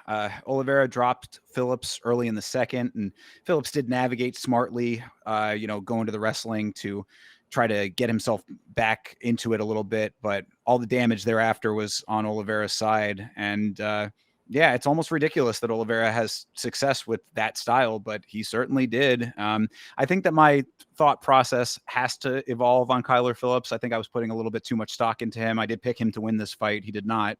Yeah, I like he's technically proficient, but not quick enough on his feet to adjust game plans, I think. See, you just gotta think like, okay, bantamweight division. So compare Vinicius Oliveira to somebody like Malcolm Wellmaker. They both throw very meaty hooks, but at least Malcolm Wellmaker stands his base, throws them from like, you know, technical positions. He doesn't like dip his head and then throw his arm over. Like he's not doing windmill punches. I think Vinicius Oliveira thinks that he's untouchable. I think he thinks there's a lot more to his chin than there is. But if Kyler Phillips was able to wobble you initially in the first round, brother, Malcolm Wellmaker's got a shot for you in the first round that I don't think you will eat. But I like Vinicius Oliveira. I just think willingly showing that you'll continue to do in my opinion, you won the fight. You won the fight. But in my opinion, that is a dumb game plan to continue going with. Somebody's going to sit down on an uppercut and just eat you alive. Like you just got to be better than that, I think. And shout out to you for winning. Who am I to say what works? You are a Chad. You are one of the boys that we will always be ready to root for. But don't let me think that somebody can exploit the game plan. Make me think that Malcolm Wellmaker, another example. If you stand with him, you're done. And if you can't get him down, you're done. Vinicius Oliveira, now I think people might be able to stand with you. So That's the hurtful part. Yeah, I mean, it's kind of ironic that Kyler Phillips's nickname is the Matrix when Vinicius seems like he thinks that he's Neo. Just the Mhm. punches are just going to be flying past his head with no ability to touch him, kind of thing. Will that be able to work out going forward? Probably not. And I said it in the intro here. I think that he's a little bit too arrogant for my liking. There's just something about him that, like, it seems that he really has that chip on his shoulder, like he is untouchable. And that's the exact type of person that's like aching to be taken down a peg. So depending on who he gets matched up against going forward, it's going to be a hard fall off for him. I would suspect. Yeah, but and what's unfortunate about that too is he's not the type of person that's just like waiting for the easy fight contract. Like he's out on social media making his shots known that he wants the top competition. He wants the grapplers and he wants the people that you think he's not going to beat.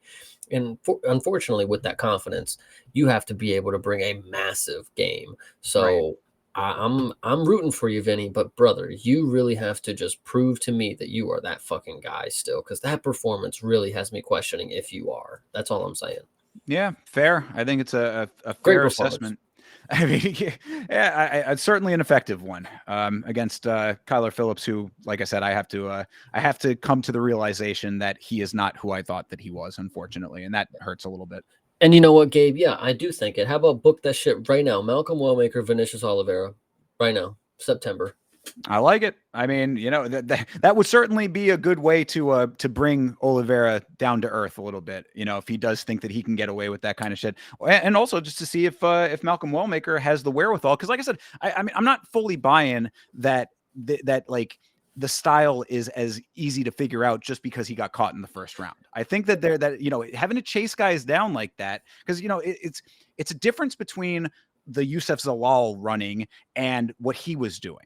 Like he's in there, like doing the head weaving, dipping down super low, getting around shots kind of thing, whatever. Like it's a different type of having to go after a person as opposed to somebody who's across the cage from you. You're Mhm. having to go and chase him with your strikes. So Yeah. your cardio gets tested in a big way with that. That's partially why Phillips ended up, Yeah, with the well, situation Kyler he did. Phillips showed us that he's not the type of dude that'll stand his base. He won't stand there and stop moving. I think Malcolm Wellmaker in this example is somebody who, he'll move back a little bit, but he's going to step back and he's going to launch something crazy at you.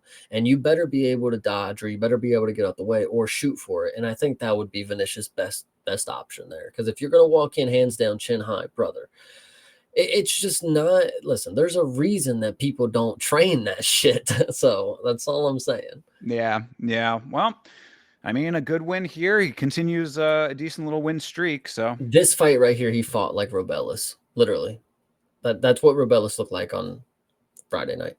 I mean, with all of the movement. Yeah, like just how erratical and how unorthodox that you would say that's a like that's a guy who trains professionally in mixed martial arts. Like, Yeah, well, then I guess that does go to my point. He is a heavyweight in a bantamweight's body. So I think his ego thinks that too, but right, I don't think. I think Manel Cap also has that kind of, the little man syndrome kind of deal. I think is true. more or less what I think I'm reading into it now.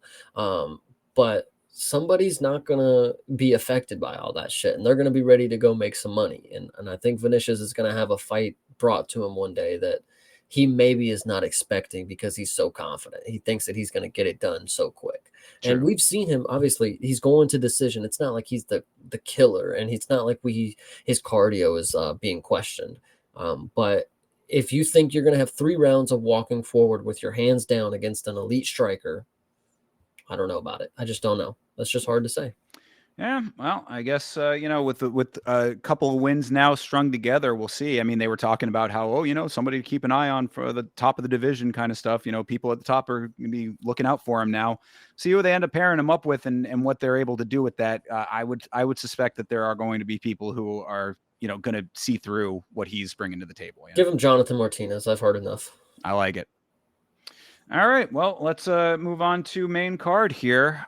Michael Johnson versus Daniel Zellhuber. This is where things start going off the rails a little bit when we get into main card, but Michael Johnson out here doing it for the old guys. I was very happy with this performance overall from him, but really slightly perplexed on the Zellhuber side. What you think? Yeah, Daniel Zellhuber is officially off the list. I mean, he's not somebody that I could ever count on again. This is a 39-year-old Michael Johnson who put on the performance of a lifetime, bro. He literally dropped Daniel Zellhuber, and I can't even believe what I was witnessing from Daniel Zellhuber. He literally was throwing high kicks only in the whole first fight. That's all. The whole first fight, the whole fight, he literally was just throwing high kicks. Never once, even after Nick Sick. Oh my God, this was so funny. After the first round, and we've seen this before, I forget who it was. Kevin Holland with MVP. He goes right to the corner and says, "Wow, he's a lot faster than I thought." And it's 39-year-old Michael Johnson. At that point, I knew we were screwed. But see Daniel that, Zellhuber is well, all right, terrible. but let me at least be the advocate for old man Johnson here, because whether or not he is that age or not, he did look fantastic in this performance. So I would say that he is one of those people that is defying his age with the speed that he still has. Like you can say that he's an old guy, and he certainly is when it comes to this sport. But when you're able to move like he was moving, it certainly did not look like he was 39 years old. So regardless of the age aspect of it, when you're fighting like that, I think you got to be a little bit understanding of that aspect of things. I mean, Zellhuber should have been anticipating a better fight out of him than he did, maybe. But I mean, I really think that you got to give it up to Michael Johnson for still having the athleticism at that age. This is a guy that's been finished 15 times, by the way. So And Daniel Zellhuber just couldn't figure out anything that worked for him. And it's just absolutely embarrassing, to be honest. Daniel Zellhuber, I don't know what the issue was. I don't know what you could chalk it up to. But genuinely, in the third round, watching Michael Johnson full sweat after a striking masterclass while you sit there and get dropped on your ass, and you're not even sweating either. Like, that's the shit that pissed me off too. It's like, did you even attempt, like, for real? Like, I watched you throw high kicks and I watched you stand on the outside and get boxed up. Like, where was the attempt? I genuinely was so mad at this performance because, bro, 39 years old, Michael Johnson, he's been finished by anybody and everybody, bro. Clay Guida has beat this dude. Daniel Zellhuber gets fucking destroyed in a 3-round matchup. Like, I just can't believe it. well, I mean, but Michael Johnson has also beat some of the best himself. He's got the craziest record of all time, with who he's beaten and been beaten by. So I want to give the proper respect to the veteran Michael Johnson here, not just dogpile on Zellhuber, but there are definitely things about Zellhuber's performance that were not great, and you're highlighting a lot of them. I think that Zellhuber does have some nice kicks, but if he wanted to stay at range, the volume needed to be higher. I mean, like if you're just going to kick, that's not the worst strategy if you're worried about getting touched, but you have to do it at a high rate of output and then combo it with some hand strikes at some point. I mean, like you can soften up the body with some kicks nicely and then pick your shots with your hands thereafter. He just wasn't doing that. It was like he had some kind of mental block going on with like putting it all together. Like it was picking single shots a lot more, while you have on the other side Mike Johnson, who's going after it. He's out here hands sharp, still fast at his age, doing what needs to be done to win a fight, not getting what you'd think he'd be getting back from his opponent. This is what it equals up to. You got to combo your shots, man. I mean, this is like one-on-one shit.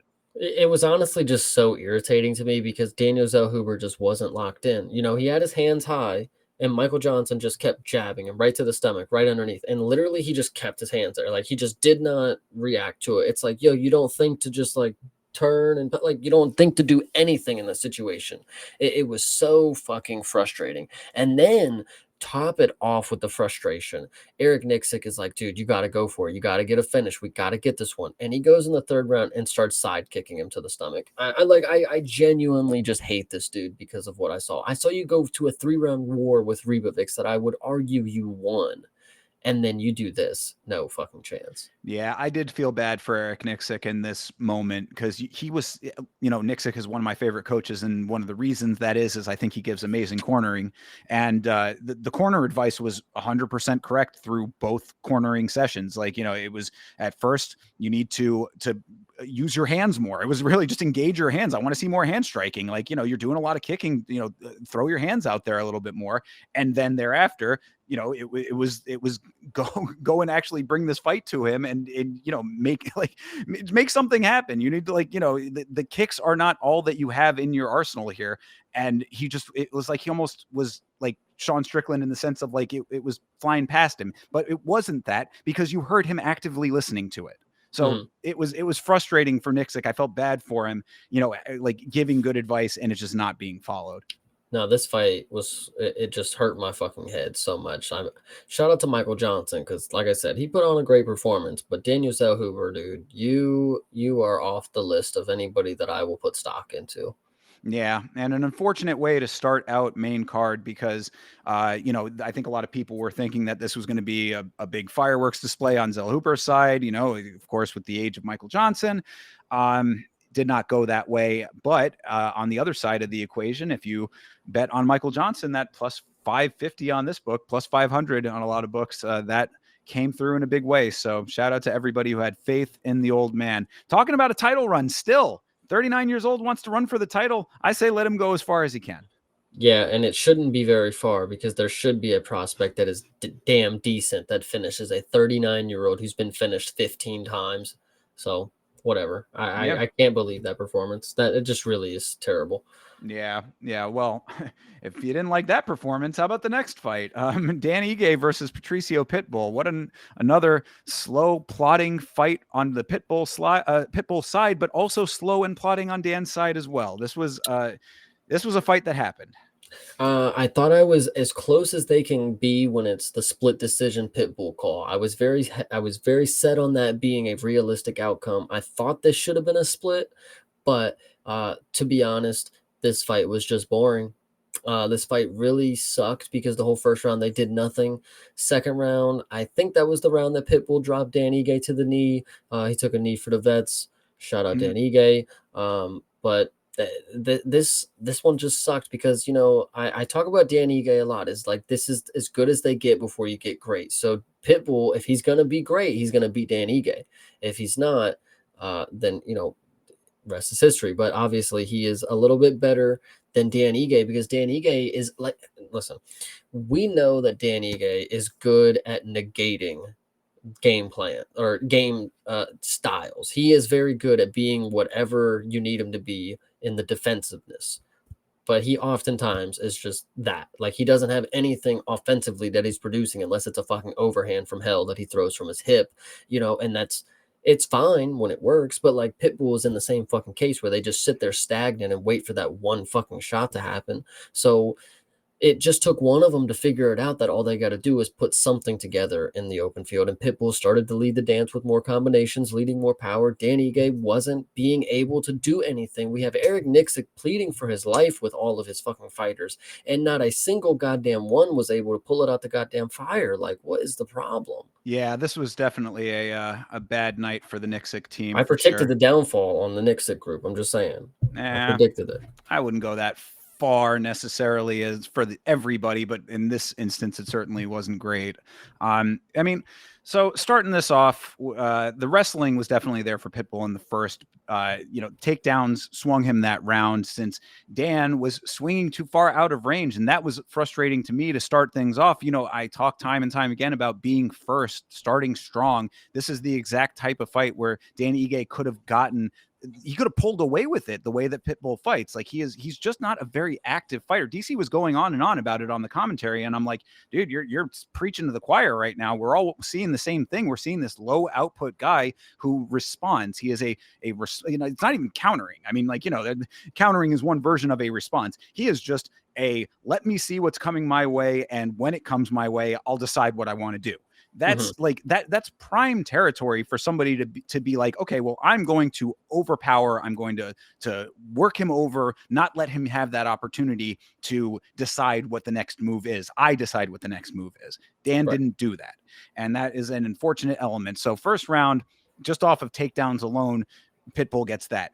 Ige turns up the striking a little bit in the second. Should have extended the combos when he had the chance to, because Pitbull ends up stinging him and evens things out with some hands and another takedown. I mean, that was, I think what you were talking about when he went down to the knee. Dan should have been way more urgent in his actions after he recovered. I mean, there's so many times where Dan had the opportunity to bring urgency to the table and didn't do it against a much more inactive fighter. So Dan catches Pitbull with the knee early in the third round, but Pitbull stays on with the grappling. Dan thwarts the grappling, but doesn't do enough on top. It was just time and time again where Dan Ige had opportunities that he didn't capitalize on. Pitbull capitalizes a little bit more. The whole fight felt like it was at like 0.75 speed. So I gave Pitbull all 3 rounds, but that's a very sad thing to say. Yeah, it was a horrible performance, not gonna lie. This was just not a fun one to watch. And Dan Ige is somebody that always brings a fun performance. And I remember typing in the Discord that Patricio Pitbull was just allergic to fun. I mean, there's just never gonna be a fun performance that he puts on. It's always gonna be like this. And you have to have somebody who's gonna actually whoop his ass in creative ways, like Yair did, of course. And that will be a fun performance to watch. But if you have somebody who's only gonna negate what Pitbull does, and he's going to have to play off of what Pitbull is leading the fight with, it's not going to be exciting. Not going to be anything to watch. And even with Yair, like I felt in the Yair fight that he wasn't even going after it as much as he could have been. Like that's what I'm waiting for, somebody who's going to come out here, say, I don't give a fuck about any of your previous accomplishments. Because Ige had said that. They were talking about that on, in the pre-fight lead up. Oh, he had a loss in his debut in the organization. He's got a point to prove now, but I'm going to, put a stop to that. That's not happening with me. I'm pressing the violence button or whatever the hell, he's got all this shit that he was saying. And I'm like, I want somebody who's actually going to do that. Say, I don't care about any of your previous accomplishments. I don't care about who you've beaten or not beaten in here. I'm going to win this fight. I'm going to do it decisively. And you're not going to have a chance to do any of your little counter bullshit or wait for your opportunities. That's all that it takes. Yeah. No, I agree with you. So, yeah. And then the other thing, too, to your point as well, like I had said on the watch along, this is the exact type of performance. Yeah, he might have won this fight, but there was nobody who is now a Pitbull fan because of this. Like, he's on a pay-per-view because of all of his previous accomplishments. But do you really want to continue to book this guy who's either going to lose or win like this? Yeah. Co-main of the Apex is as best as I can give you right now. Yeah, you're right. Exactly. You're Rick in the pawn shop with this. I believe it. But yeah, so, I mean, he gets the win here, whatever. We'll see what they match him up with next. But I mean, him thinking that he's going to be a champion in this organization, I mean, there's going to be a rude awakening. And it's only going to take one person to do what I just laid out. Go in there and be decisive against him. Be first, be effective. Oh, but Michael Johnson, head on to your title shot, buddy. Way fucking different. Come on, dude. You got to admit that Michael Johnson was at least active, at least going after it, working the body over, doing what he needed to do. I will agree. Michael Johnson put on a hell of a performance and made me a believer. Doing it for the old guys. Come on, man. I need something. You got to give this to me. Hey, speaking of the old guys, we could talk about this next fight. Sure. Kevin Holland versus Daniel Rodriguez. This was a wild ride. I for sure, when I had heard that Max and Dustin didn't win fight of the night, I for sure thought that this was going to be fight of the night. No, absolutely not. What's nuts about this is I had the worst viewing experience ever for this. So I missed a lot of good stuff that happened. But I do know that Daniel Rodriguez apparently is the one and only person that can just knock Kevin to the ground other than Michael Olajaychuk. He drops him. Kevin Holland looked so slow in this fight. Don't know where he was at. Don't know why he looked so bad. Like I said, Rodriguez drops him, goes for the finish. Probably should have just stood him up there. The dude can't even fucking walk. But then we get later in the fight. It's a little gritty. Kevin Holland actually gets some good shots back, traded late. Finish still doesn't come. This one was, for what I can see, very, very fun, but just two dudes that we should have seen a better performance of Kevin Holland. We should have seen a worse performance of Daniel Rodriguez. They actually met right up in the middle for a war. That's kind of just how it went. I don't know how many times I have to say on this show that Kevin Holland is betting poison, but I will say it one more time for the people in the back who didn't hear me the first 100. Kevin Holland is betting poison. And this fight is exactly The perfect example of it, because you never know what version of Kevin Holland you are going to get. The version of Kevin Holland in this fight was, I thought, would have been more effective, but for some reason was not. It was the more composed version. He wasn't talking a whole bunch. He, really very, very minimal jawing at all. I don't think he even really opened his mouth all that much at all. He was very locked in, it seemed like. He seemed like he was really focused and taking the fight very seriously. But Rodriguez just able to punch his way past the ranged attacks, which I think threw him off. It felt like Holland just didn't get settled. And you'd think that a guy like Holland, who fights every freaking week, that he could just go in there and be settled. But for some reason, I don't know what it was about Daniel Rodriguez specifically, but like Holland was, like I said, very measured in this, didn't want to get close at first. Rodriguez capitalized almost just off of pressure, because Daniel Rodriguez has a great way of punching his way forward. And that, I think, did a lot of work to take away some of the things that Kevin Holland can sometimes get away with when it comes to his striking. He has deceptively long arms as well, Rodriguez. For his frame, you think of him as like a big stocky guy, and that is true. He definitely does have a big broad torso, but like his arms are pretty long. So the range wasn't always on Holland's side. So him punching his way forward got him close enough into range where he was touching Holland in ways that I don't think that Holland was expecting. Ended up getting stung pretty badly in the beginning of round 2 there. And that's when he ended up getting dropped, like you said. Wisely, D-Rod lets him back up, drops him again, then chooses to stay on the ground. That was the big mistake right here, because like DC and you said, let him back up a second time, bro. He was done. I mean, he was toasted. The fact that the fight was even going on, Mike Beltran letting this thing go, and it's like, fine, because that was the right thing to do. But all Rodriguez had to do was just disengage, stand there, say, get the fuck back up, and one more time would have done it. Goes to the ground, ends up, tussling and all that. Holland ends up getting himself back into the fight. And like you had mentioned, first time that Holland has ever been officially knocked down in the UFC. So pretty crazy that it took Daniel Rodriguez to do it. Yeah, pretty fucking nuts. Daniel Rodriguez, he actually got dropped by a really soft uppercut late in the fight, which was really funny. But he was exhausted. So the fact that he finished this fight was very, very good. I always love a performance when they get on the mic, and Daniel Rodriguez is one of the few people that'll get on here and do this, where they'll actually let you know that they were like surprised they won. Like, man, I don't even know how I did that shit. I just walked in here, a few weeks ago, I was just eating cheeseburgers and, I'm happy, it's a good performance. And, shout out to him. I do agree. It was a great performance. And to just walk in and fucking almost finish Kevin Holland. I mean, dude, I'm in awe. Like this card, like I said, fever dream. Yeah, no, it was pretty insane that he was able to stay in this thing to the end, because yeah, like you said, Kevin Holland getting that uppercut round 3 ends up laying some pretty big shots on thereafter too. So it was like through the fire and the flames on both sides to an extent, because Kevin Holland even being able to have his wits about him to do that after getting pummeled, pretty crazy.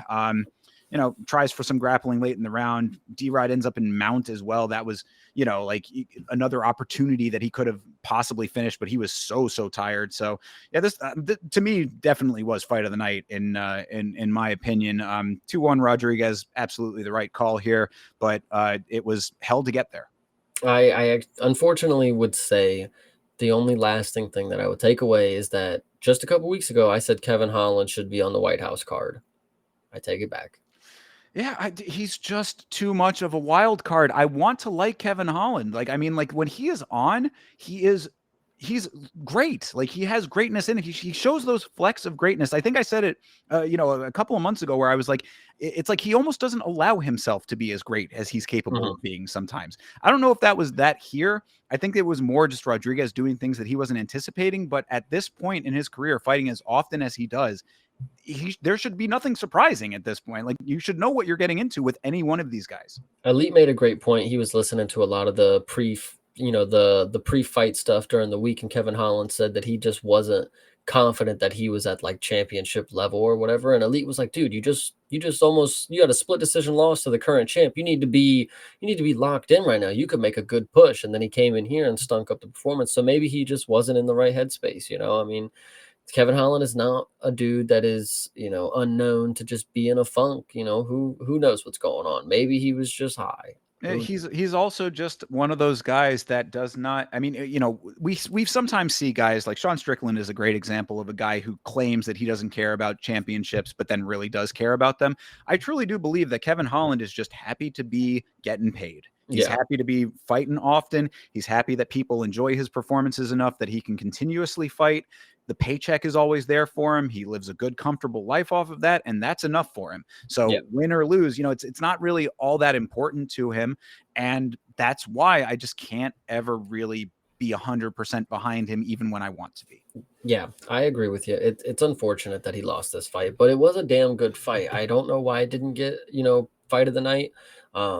But whatever. Yeah, and shout out to Rodriguez. I'm telling you, I mean, He should have got performance of the night, actually, I guess, but whatever. based on even just staying in it after he got dropped. It's there was a whole. It was, like I said, it was a roller coaster. It was a bit of a wild one. So I give Rodriguez a lot of credit in this one too.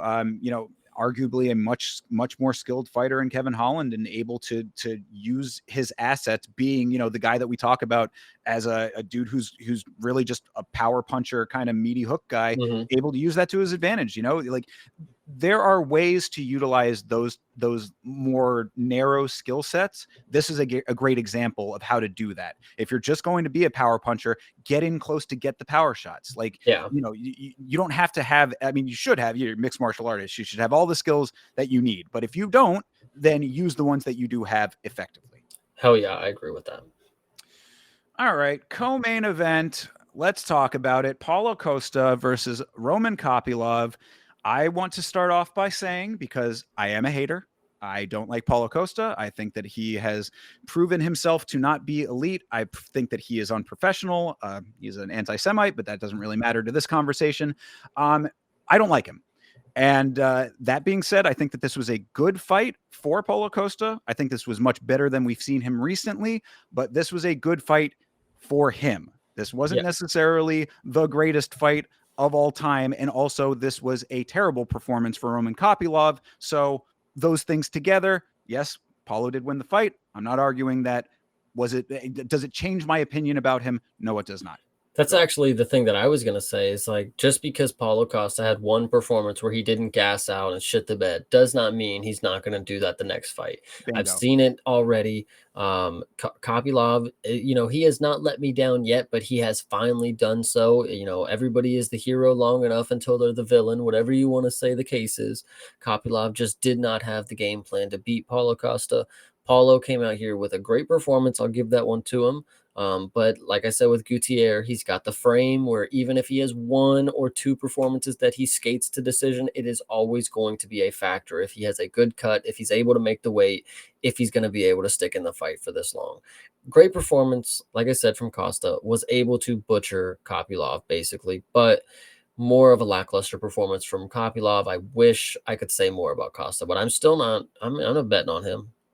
Yeah, no, I mean, I know that it was a turn of phrase, but I don't think that Kopylov is the villain as much as he was the little kid. You know what I mean? That's what it looked like to me. It was just, he looked nervous. He looked like a child against a grown man kind of thing. Didn't attempt the wrestling that he has been using in the last couple fights anyway. So whatever. Indeed. And if you're not going to do that with as little output as he was having in this fight, looking nervous from the jump and not doing enough, I mean, it's just, you allow Costa to have the fight that he had. You know what I'm saying? Like it really, like Kopylov, much like Daniel Zellhuber, has really fast, crisp kicks. He didn't like the power up top from Costa.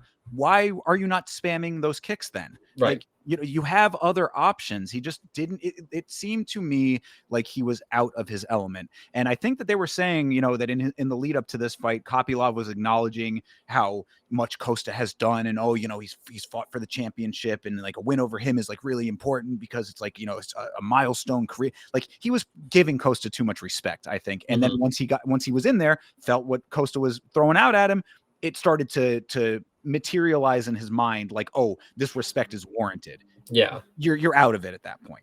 I agree. Yeah, he just did not have the mindset to win this fight. Kopylov did not fight like he normally fights. I've seen this dude be in some really gritty matchups and get finishes late.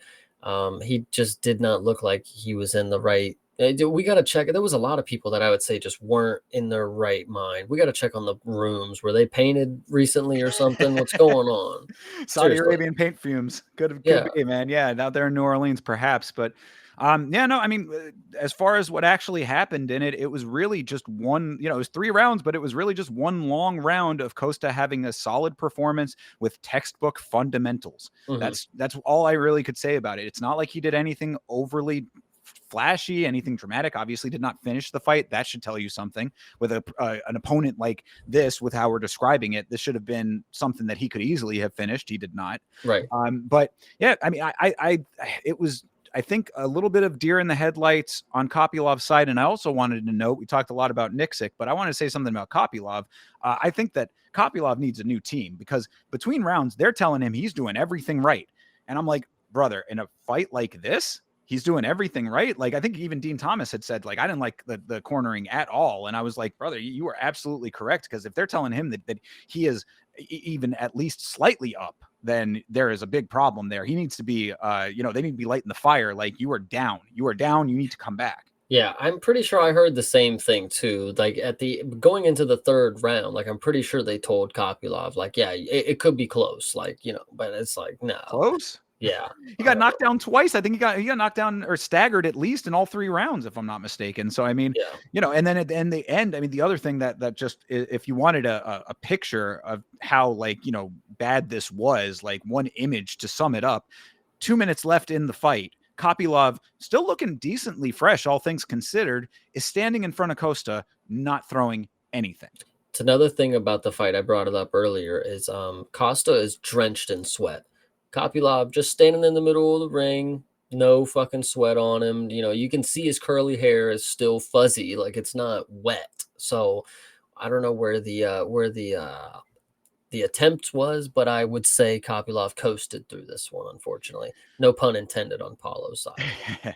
Yeah, no, I mean, coasted to a decisive loss. I mean, they're like 30-27. I don't know what judge thought he won a round. I'd love to know what round they thought he won. Mhm. But I mean, there was nothing doing. And again, like, it really is unfortunate, because the times where he was throwing those kicks, you could hear the whip crack. I mean, he does Right. throw nice, solid, fast kicks that land and could land effectively, but you need to throw them at 3 times the amount if that's all you're going to do. And he just wasn't. So Yeah, it was a hurtful performance because I do like Kopylov, but yeah. And then we'll now see. you got Costa, who ends up getting a win, and like everybody's like, oh yeah, I saw it. I went on Twitter for a little bit, and everybody, people saying Costa's washed, he's back against this youngster, essentially, who, like, is this really that amazing of a win? Yeah. But whatever. Now he's calling out Hamzat. I'm just like, God, I would love for them. That would be the easiest money of all fucking time if they actually gave him Hamzat.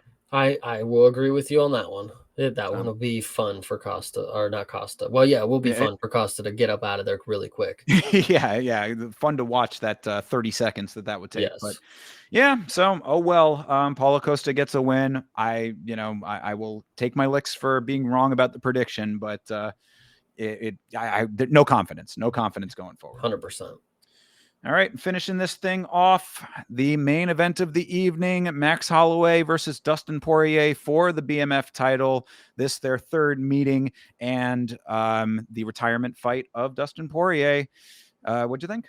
I thought this was a great main event. I thought the fight was awesome. It was one of those fights that just didn't seem real. Like I said, the whole main card was a fever dream, and to have this topped off being as impressive of a performance from both of them, it was just honestly awesome. When you're watching it, first round goes by and it's decently close. Max took it most likely, and then the second round comes and Max drops him, and then you throw your hands up like, oh no fucking Oh, way. that was the first round. He dropped him in the first.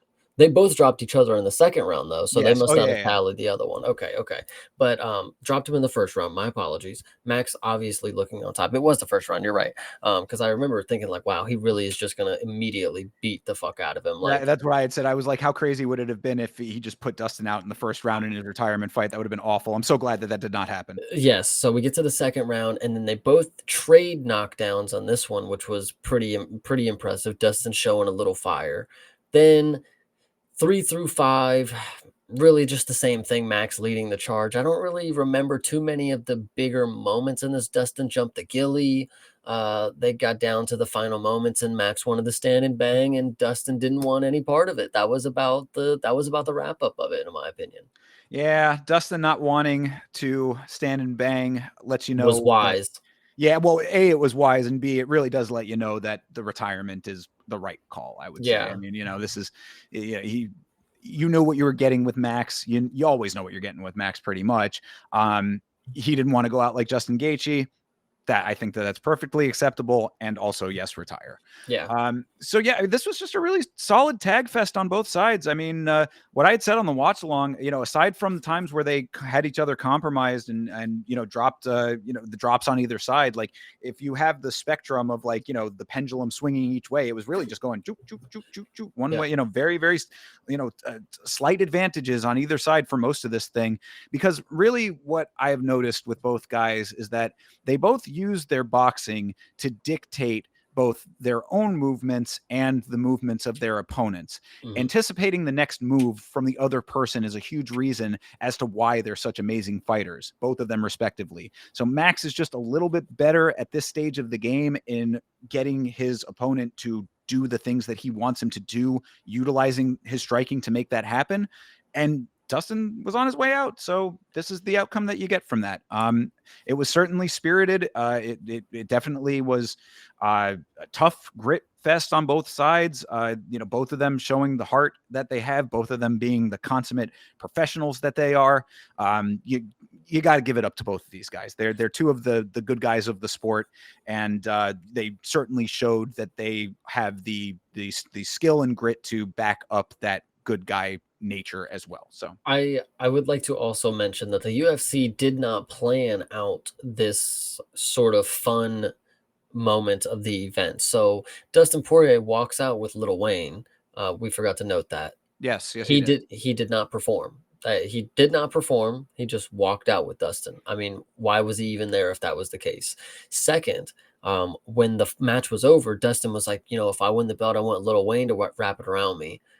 Why did Lil Wayne wrap it around Max? That was really fun. Like, he's there. I mean, that was the thing. The BMF, Lil Wayne, whatever. Well, I guess they have celebrities wrap the belt around, like The Rock did it one of the other times. So, the BMF is a fluff belt to begin with. We know this. It's just fluffy shit. The last thing I'll bring up is that they played a 5 to 10 minute video for Dustin after it, and I was thinking this was the plan. So if he would have got flatlined, you would have just had a Dustin, check it out.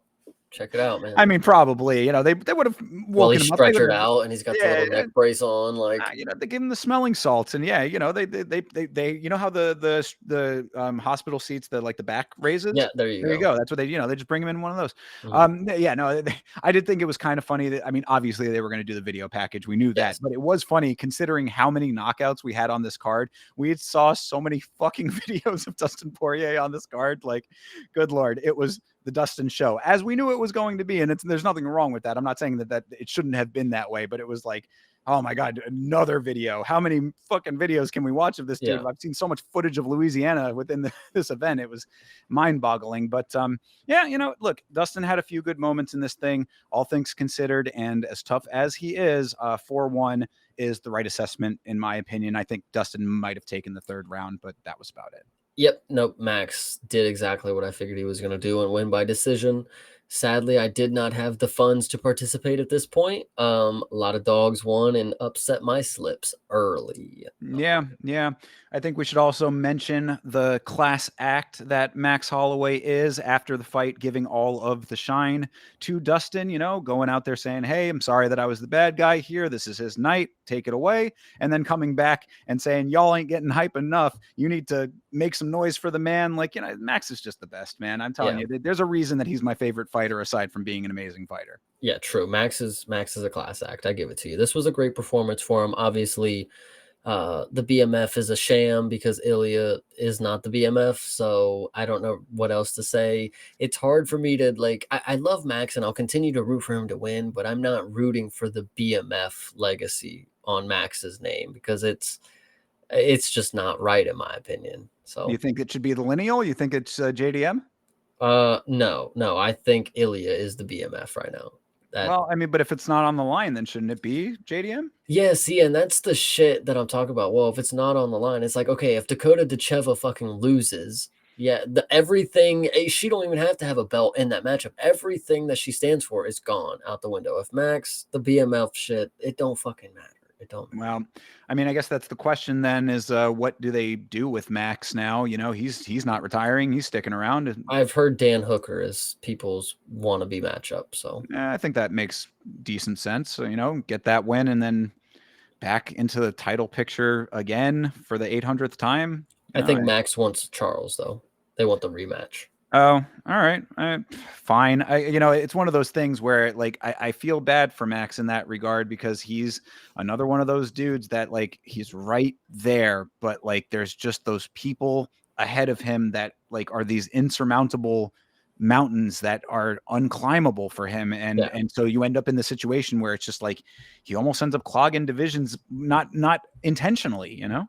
Right. No, I agree with you. It's he's in an interesting situation. He does want to go face Ilya in 55, but getting dropped by Dustin is not a very good look for that. So For yeah. sure, yeah. The only last note that I have that I thought was pretty funny is that they come out, you know, this is at the beginning of the fight, of course. They come out to the center, they touch gloves real quickly because they're such good dudes. And then Jason Herzog says, if you want to touch gloves again, and they were like, yeah, okay. Okay. So they touch gloves twice. Yes, two Nice. glove touches. Absolutely warranted. So any which way, yeah, great fun fight. You know, I think that Dustin Poirier has done way more than his fair share, way more than enough in this sport. He's got nothing to be ashamed of at all in this long storied career that he has had. This card was, of course, built around him, and it was a very touching and fitting send off for him. I just hope that he has the wherewithal to stay retired. I don't want to see him doing the celebrity boxing thing if we can avoid it, but who knows? Because I do kind of feel like he might be one of those kind of guys that the itch is just too great. Yeah, and he's a boxer, so he might as well do it. I mean, he's like, well, fuck, if I can just get paid to throw my hands, I mean, whatever. Nah, if he wants to beat up a TikToker, perhaps, but He could go I'm fight just saying. Eddie Alvarez in BK. I know I say that as a root for everybody, but like genuinely, if you don't want to be in the UFC anymore, maybe it's because you don't feel like you can compete in the mixing of the martial arts anymore. You are still one of the best boxers on the planet. There's not 5 people better than you in BKFC. So Eddie Alvarez, Jeremy Stevens, whatever you want to do, go get that money because Connor apparently will pay it. I just go raise your family, man. Like, True. you know, he's talking about not wanting to take any more damage, wants to get out with all of his faculties. Like, stick with that, brother. Like, the sport is cruel, man. Do not go the Tony route now of obviously way different circumstances and Yeah. loss streak, all that. But I mean, Tony Ferguson is fighting something called assault poppy for fuck's sake. Please, Dustin, don't save yourself from that experience. You probably would win something like that, but just why? Yeah, I agree. I agree. Well, all things considered, then after talking it through, that was UFC 318, Holloway versus Poirier 3. What'd you think of this event? It started out good and then it got crazy. It was a hard one. Yeah, there were some ups and downs and some weirdness. Good night for dogs. If you were a gambling man and took a whole lot of dog money, then you know somebody made out with some good cash off of it. But I would suspect a lot of people are scratching their heads over some of that main card stuff. But yeah, fun early. A lot of finishes. I mean, we went, I think, 6 fights, all finishes starting this thing off. So yeah, good times there. Yeah, this was a fun card overall. You know, there again weirdness, but good. I enjoyed it. 100%. I agree. All Here, right. you introduce this. I'm going to run to the restroom real quick. Sure thing. Do your thing, man. Well, as we all know, I'm going to introduce this card, but like always, everybody, you know, we break before these podcasts start. So if you are hanging out in the chat, feel free to flame the fuck out of Chase for having to leave and use the restroom midstream. That is always acceptable here. How often does Thinker do that? I got to ask you that. Is that something that you see me doing regularly? I got to pee. I have the smallest bladder on the planet, dude. I always have to pee. I never miss an opportunity to use the restroom anywhere that I am at. Chase, leaving the podcast mid-show. Just saying. So go ahead and throw that in the chat if you'd like to. But as we move forward, this current week coming up this Saturday is UFC Fight Night, Whittaker versus DeRitter. They have it listed as UFC Fight Night. I have it as UFC on ABC. That's what the Wikipedia has it listed as, but I guess any non-pay-per-view is technically a fight night. So UFC Fight Night, Whittaker versus DeRitter. This is taking place in Abu Dhabi. So keep in mind, everybody, that the start time for this thing is early. This is a noon start time for the prelims. So not an evening card. Make sure that you are getting there early, getting yourself situated and ready for this thing to start at 12 o'clock p.m. Eastern Standard Time. So welcome Oh back, yeah. sir.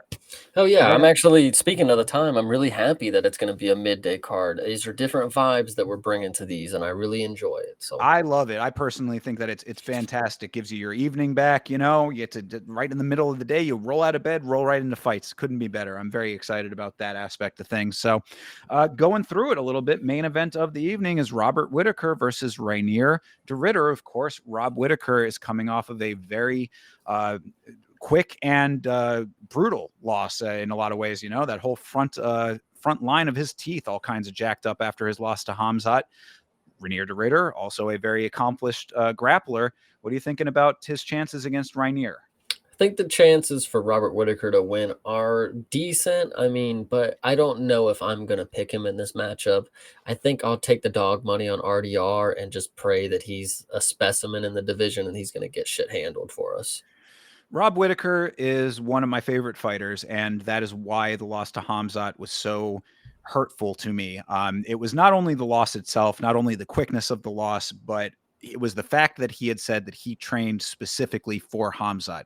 So if you're training specifically for a fighter, you, in theory, should have a good handle on what they bring to the table. He was not able to overcome that.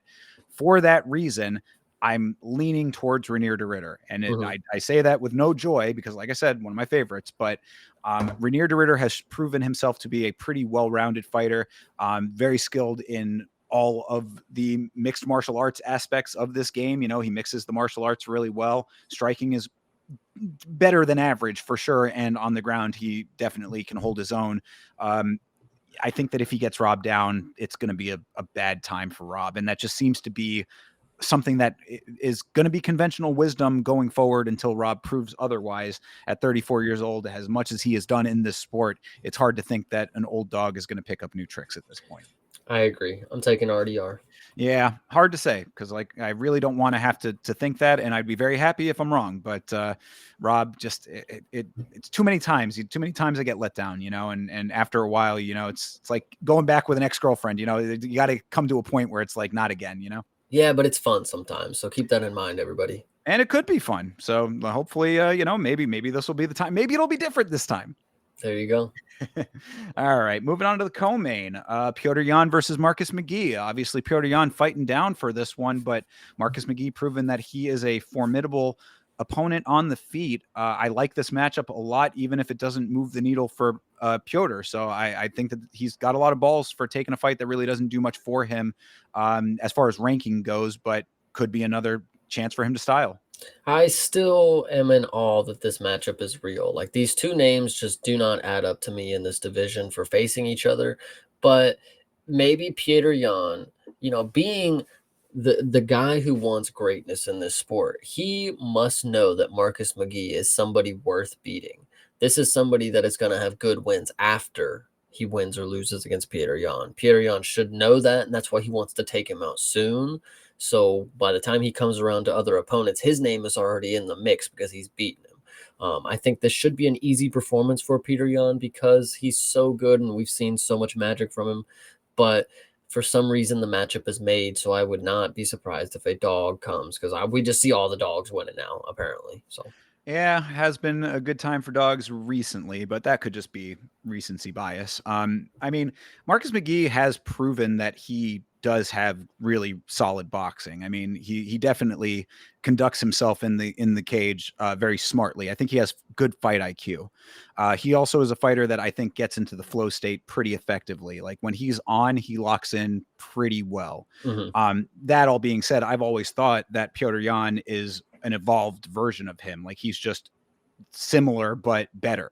Yeah. So for those reasons, I mean, Petr Yan, it's like Petr Yan is always going to be like a weird circumstance because he's a dude who I followed from the very, very beginning. Like with Josh Van, like that was me with Petr Yan. Like I saw his Right. entire rise, and then he went on that weird skid after the illegal knee and everything with all of that, and it just threw everything into a weird tailspin. So if you follow the career, it's kind of understandable why this fight is happening based on everything leading up to it. But that all being said, he does seem to be back now. And if you saw Yeah. the fight with Davis and Figueiredo, I mean, he is when Petr Yan is on, man, it's something else. Like he really for 5 rounds. I mean, this is not a 5-rounder, but like in that fight, seeing him being able to just do whatever he wanted on the feet for 5 rounds, it's something. It's next level. So for those reasons, I've got to believe that Petr Yan is able to stuff this. Marcus McGee getting a win would be pretty surprising. If it does, then that shoots him into a stratosphere that I don't think anybody's anticipating at this point, but I'll believe it when I see it. Until then, Petr Yan gets the nod for me. 100%.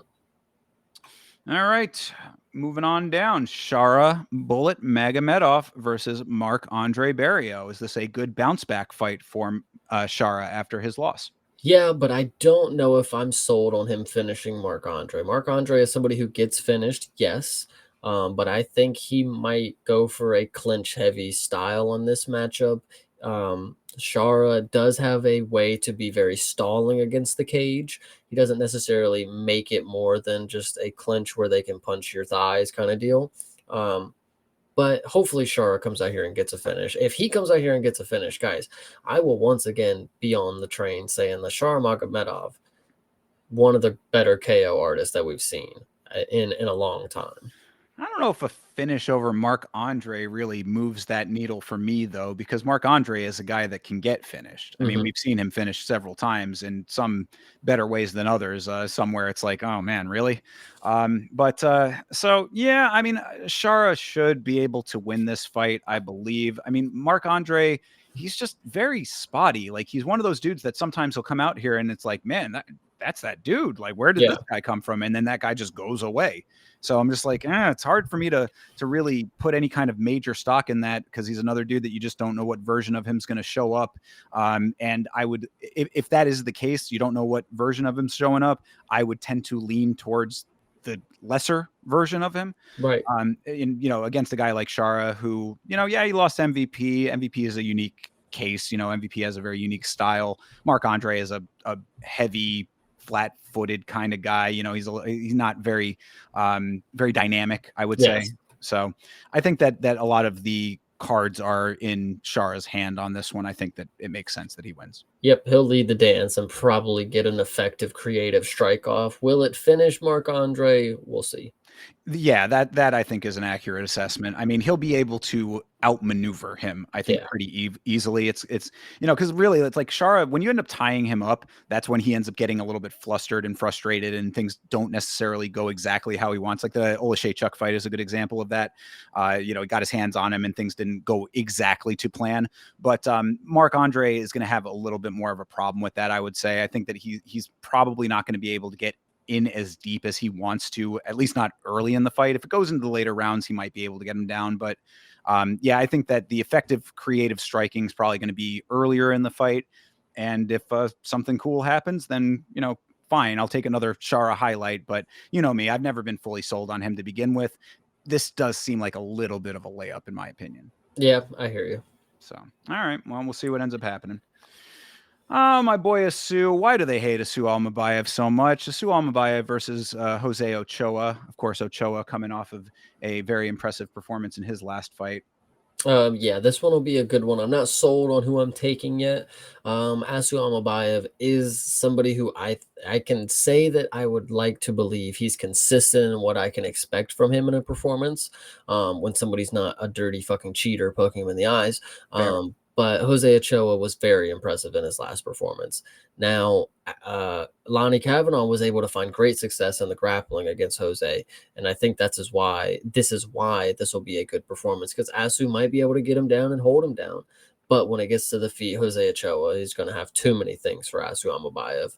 Yeah, that's, I think, the big question to me is is Almabayev going to come in here confident? Because I think that even before all of the damn dirty cheating that you're referencing in the Manel Kopp fight, he did not seem like he was in his element in that fight. Mhm. Usually with Asu Almabayev, and why I like remembered the name early, is that he's a cardio machine and he will get his hands on you and never let go. Like he's one of those like sticks on you like glue kind of guys, and just can do that consistently throughout the entire 15 minutes.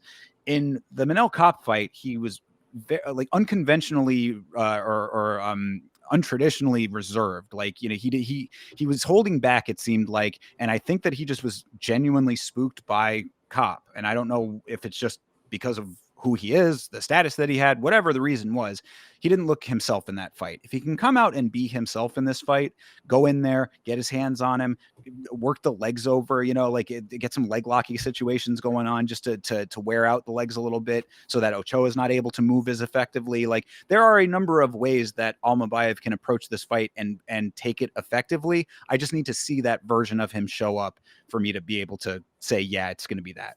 No, I 100% agree. This one will be a good one. Potential fight of the night right here.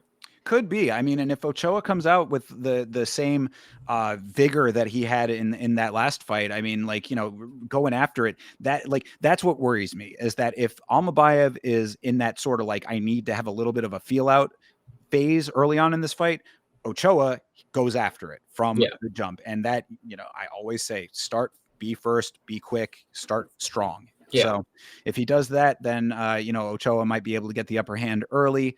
Almabayev needs to be first. 100%. All right. Your buddy Nikita Krylov, one of your favorites, I'm told. Nikita Krylov versus Bogdan Guskov. What do you think? This is actually a great one because I really like Bogdan Gushkov. I think he's somebody that is very decent finisher, of course. Nikita Krylov is somebody that I will never put money on again. And I think Gushkov will finish him. I have no doubt taking dog money here. This is a very good one. Listen, the Gushkov will be even money by the time the fight by the time it comes. So I'm confident this is getting done. Yeah, it is wild to me that Guskov is plus money in this fight. I mean, Krylov coming off of a devastating knockout. Now, I mean, you could say Reyes is on He's back. Yeah, he's back. Exactly. You know, he's on this amazing resurgence. You know, I'm not back. I'm better. Blah blah blah. Whatever. I don't care about any of that stuff. All I know is that Bogdan Guskov is a tough dude. He'll get his hands on you too. He's another one of these guys that, like, if his striking is not doing what he wants it to do, he'll just go in there and grab you and toss you all over the place. Yeah. So, you know, yeah, I would say Guskov, like, it's a weird person to say this about because it's like he's not necessarily a big star. So why? But it feels like they're mishandling Guskov. Like, I feel like he could be a bigger star. Like, I mean, he's not a personality necessarily or whatever, but like, I think that there's more to him than the matchups that we've been getting, because his last fight was that rando dude that was, He's fighting on this card, by the way. Yes, he is. Yeah, Alakina is coming back for more. What a Chad for round two. But yeah, I mean, that was a short notice. Yeah, obviously a unique situation, but like his original opponent, I don't think was like even somebody who was like needle moving for him. So I'm just like, Bogdan Guskov is not bad. Like, give this guy like appropriate matchups, especially light heavyweight. He could make a better name for himself. Maybe a win over Krylov does that, moves him up a little bit more, but like, I think that there's more to him than what we're getting out of him currently. Well, they were waiting for Anthony Smith to retire, and now he can take the place as Anthony Smith. So there's only room for one goblin-faced bald guy. Yep, I agree. So I think he's going to go ahead and win by vicious KO, and then we're going to go ahead and see him in the top of the division finally. Yeah, I would agree with that. If not by KO, then by Smotherfest. I think he just gets him down, you know, works him over on the ground, just grapple heavy, top heavy, you know, toss here, toss there kind of thing. 100%. All right. Featured prelim is Bryce Mitchell versus Said Nurmagomedov. Of course, Bryce at bantamweight. How is this going to go? Saeed's going to win. I don't know if anybody knows this, and Bryce Mitchell maybe doesn't, but Said Nurmagomedov has like 2 wins by ninja choke in the UFC. So this was a great performance. This was a great person to choose to have a performance against. Said Nurmagomedov is somebody that I've been very high on. Not as active as I wish he was because I never see him fight. But I remember when I first started watching, I said, holy shit, a Nurmagomedov that doesn't grapple, and he's an elite striker and can sub people when they shoot. Awesome. Now, he did lose to Vinicius Oliveira, and we've seen what he's turning out to be. So I think Saeed gets this one done. I think this and Gushkov is a great parlay. So this is a tough one for me. Bryce Mitchell is in a unique situation right now because he is coming off of losses. I want to say, right? He's on a bit of a losing streak at this point. He's moving down a weight. This is whenever you're changing weight to try to shake up a losing streak, that is always a signal to me that you're in a bit of a make or break, maybe not even make or break, but more of like a crossroads. I think that's a better way to put it. Like, I would think that Bryce, especially after the way that it went down with John Silva, all of the lead up to that fight, into the fight, the circumstances of the fight, being submitted in that fight, like everything that you know about where we are now with Bryce, all outside of the cage stuff aside, that doesn't matter here. What the actual circumstances being as they are, like this to me would feel like a bit of a make or break, and that Bryce is at a crossroads. So I want to believe that all of those things considered, Bryce has the wherewithal to get this win here, that he's going to be able to navigate the attacks of Nurmagomedov effectively enough to not let himself get into the traps, maybe spring a few of his own. I want to say that. But what is actually going to happen, that's a different story. And I don't know if this weight change is going to do for Bryce what he wants it to do. I don't think so either, but I'm taking Saeed Nurmagomedov, and I think this is a good parlay piece, especially if you can get him as a dog, but it's not going to be long. Well, I'm going to tentatively hang my hat with Bryce here, thinking that this is like I said, a crossroads moment for him. Like, because if he does win this fight, there is potentially a new future ahead of him at bantamweight, and that could be what he's looking to establish. And this would be the way that you start that. If he loses this, now he's got losses in 2 weight classes. There's really nowhere else for him to go. At that point, then I think that the Bryce Mitchell flame does kind of fizzle out. But I'll ride with him for one last shot here. All right, tip your fishing hat to him, and we'll get after it. Exactly, me, Bryce, and some other person on a fishing boat, perhaps. All right. Moving on down the line here, Muslim Salikov versus Carlos Leal. Now, I love this fight. I know that a lot of people probably don't care for it as much as I do, but Muslim Salikov being this old dude who just kicks people in the head and effectively knocks them out with it versus Carlos Leal, who is a roid freak. Big, kind of, well, allegedly. We don't know that for sure, but it's suspected to be one anyway. A guy who had a lot of acne on his back, just unceremoniously. But either which way, you've got these 2 dudes who are just sort of big, stocky guys, one being an old guy, one not being an old guy. This can go either way. I think this is a very fun fight, honestly. Yeah, Carlos Leal came in on short notice against Rinat Fakhretdinov and put on a great performance that a lot of people say he would have won, or should have won. This one, there was a fight after that he had too, but I can't remember who it was against. This one is actually a very good this is a very good fight for Carlos Leal. I think he should come in and finish Muslim Salikov and put on a good performance. He is young. He is a killer. Muslim Salikov just got knocked out, I believe, in his last performance. Was it not? I thought didn't he get the kick knockout? I thought that was his last one. There was a fight. No, you're right. No, Song Kanan, he did get that one. Damn, I thought he was coming off a loss. Who's the old bald guy I saw get fucking flatlined? Anyway, Carlos Leal, get this one done for the boys back home. He's 41 years old. Figure it out. If he spins, just blitz him and punch him in the head. Like, it's not rocket science. Very much so. I mean, Leal did show that he's a durable guy. I mean, the Fakhretdinov fight was very, very close. A lot of people thought he won that fight. And on short notice, that should tell you something there. Winning his next fight thereafter, Leal is definitely a skilled enough guy to be able to handle Muslim Salikov. Just for the love of God, you make sure that your guard is high when he's going for those high kicks. If you see him even trying to set up a spin kick, just fucking duck, man.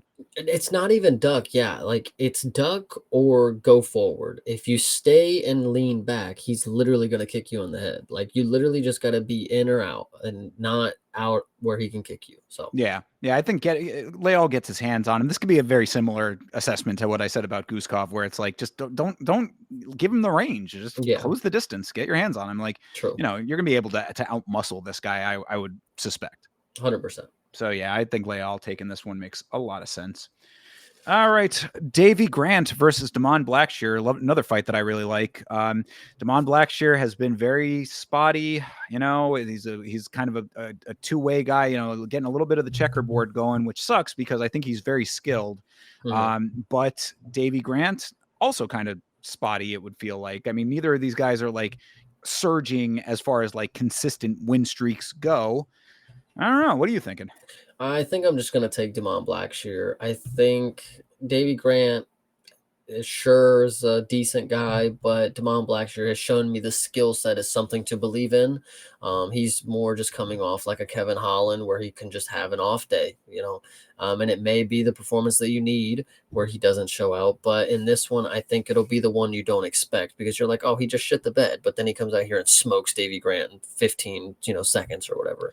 Yeah, that could certainly be the case here. Like Davy Grant is also one of those guys that like pulls out victories that you don't expect. So I think that's why I'm kind of like slightly hesitant. Like I do think that there's probably something there. He might be able to touch him up a little bit. We did see Damon Blackshear get touched up a little bit in the Cody Gibson fight. Yeah. That was kind of unexpected. That was how that one started at least.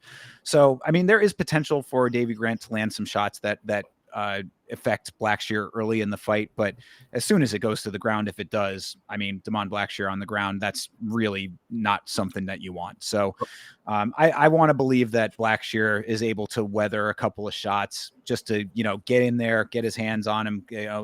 Again, another guy that if he attacks the legs, it's going to be a problem.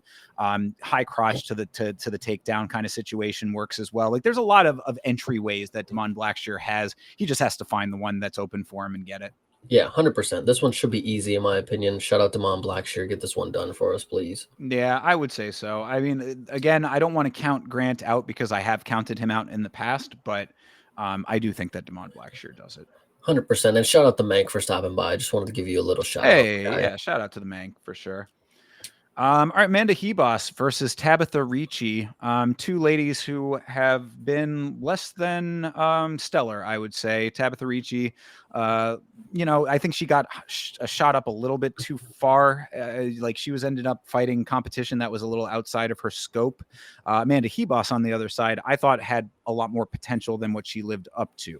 So this is I think a pretty even fight, all things considered, for those reasons. What do you think actually happened? I think Vegas is right about this one. Amanda Ribas is somebody that has let me down, but once again, I've seen decent performances out of her where I'm like, there's something there. She just is not capable when it comes to certain aspects of what's her name? Mackenzie Dern got her straight to the mat and subbed her, after a really good performance in the first round from Ribas. So I think she should be able to replicate and stuff the takedowns because Ricci is probably not somebody that'll just aggressively shoot for those and get her down eventually. And then I don't know. I'm just going to go ahead and take Ribas. I'm going to think Vegas got it. Yeah, I would say that, this is another example of if you go skill set for skill set, Hebus is the more skilled fighter out of the two. Yeah. Tabitha Ricci is also low output based on what I recall. Like she's kind of one of those fighters that like almost like Pitbull in a way, like, like kind of reacts a little bit more than initiates. Yeah. And I think that Hebus is going to have a lot of real estate to work with in this fight. Like she's pretty good on the ground. Yes. But she's not terrible in striking either. Like she can get some good kicks up. Amanda Hebus does land kicks pretty nicely. She goes for the head with her kicks often and can get them. So, I think that Hebus is a good pick in this one. Could Tabitha Ricci pull off of the upset? Yeah, probably. I mean, it's not out of the question, but gut Rebus definitely 100%. Makes sense. Yeah. And she is my manic pixie dream girl. She has such an amazing, bubbly personality outside of the cage. It's infectious, I would say. Good deal. I'll leave that one there. Ibo Aslan versus Billy Elakina. The aforementioned Billy Elakina coming back for round two. This guy doesn't know when to quit, I suppose, going up against Ibo Aslan, who is a powerful striker. What are you thinking here? I think it is dangerous to go up against Ebo. I think Ebo is clearly showing that he gives a fuck about grappling. He did not take time off after he lost to the first submission that Cutelaba had in the UFC was to Ibo Aslan, and he clearly did not take the time off to learn more grappling and more defensive techniques for it. Billy Elakana got Gushkov on his back for the entirety of the first round, almost finished him too. I think the finish is very live in this matchup. I think inside the distance is just the safest way to go. No way this goes to the decision. I would agree entirely. I mean, I think that Ibo Aslan, if this stays on the feet for anywhere past what Elikana wants it to, like if he starts trying to go for takedowns and can't get them, it's going to be really, really bad for him. Yeah. Like that's really not going to be working. If he does get the takedown, it could end up being a long, drawn out grapple fest, perhaps. But I mean, I think that Aslan, like you said, if he's getting submitted by Kutalaba, Alicana's got a shot there. So Yeah. yeah, I think finish does make sense in this fight. I would tend to believe that since this is a 3-rounder, Aslan's going to have the opportunity to start this thing off standing for each of those rounds, Hmm. land a couple of good shots early in the round. Elikana is not going to have an answer for that. I think that to pick a winner, I would say that Ibo Aslan's going to take this. Finish is probably pretty safe, but yeah, Aslan in my mind is the better choice. Yeah, I hear you. I'm with it. All right. Mohamed Yahya versus Stephen Wynn. Stephen Wynn is one of those dudes that kind of under the radar, I would say. Like I think he was a guy that he got like passed over on the Contender Series, I want to say, and then finally made his way in, lost, Mhm. and finally got a win. I want to say. I He think has that. not won in the organization yet. Oh, he's not one in the organization. Okay, I think I'm confusing him with a different guy. Oh, I'm confusing him with that Vietnamese guy. Yeah, no, okay. If that is the case, then you tell me. What do you think? I could care less. It's just a filler fight to start the card. Steven, go get this win for us, dude. Do it for America, buddy. Hell yeah. Yeah, I'll go with Stephen Wynn as well. I think that I remember Yaya has some decent wrestling, so if Wynn can't hang on the ground, then maybe there's a problem there for him. But yeah, like I said, I'll also just go with Wynn off of American pride. 100%. And a much more interesting fight to start this thing off is Martin Buday versus Marcus Buchetta here. This is, of course, the grappling phenom out of one championship, making his debut in the UFC at heavyweight against a dude who is not known for grappling. Yeah, but he is known for striking, and we have seen him strike for 3 rounds and go to the decision. So it's somebody who you're going to have to put away if you want to beat him, especially at this weight class as a grappler. I think this is a good matchup for him. It might be listen, I know this is crazy to say, might be a little bit too high of a shot here. Martin Buday is decent. He's certainly not the worst that we've seen. But this Buchetta dude, if he's the grappling phenom that we are expecting, he should come out here and finish this fight. Grappling at heavyweight is the new meta.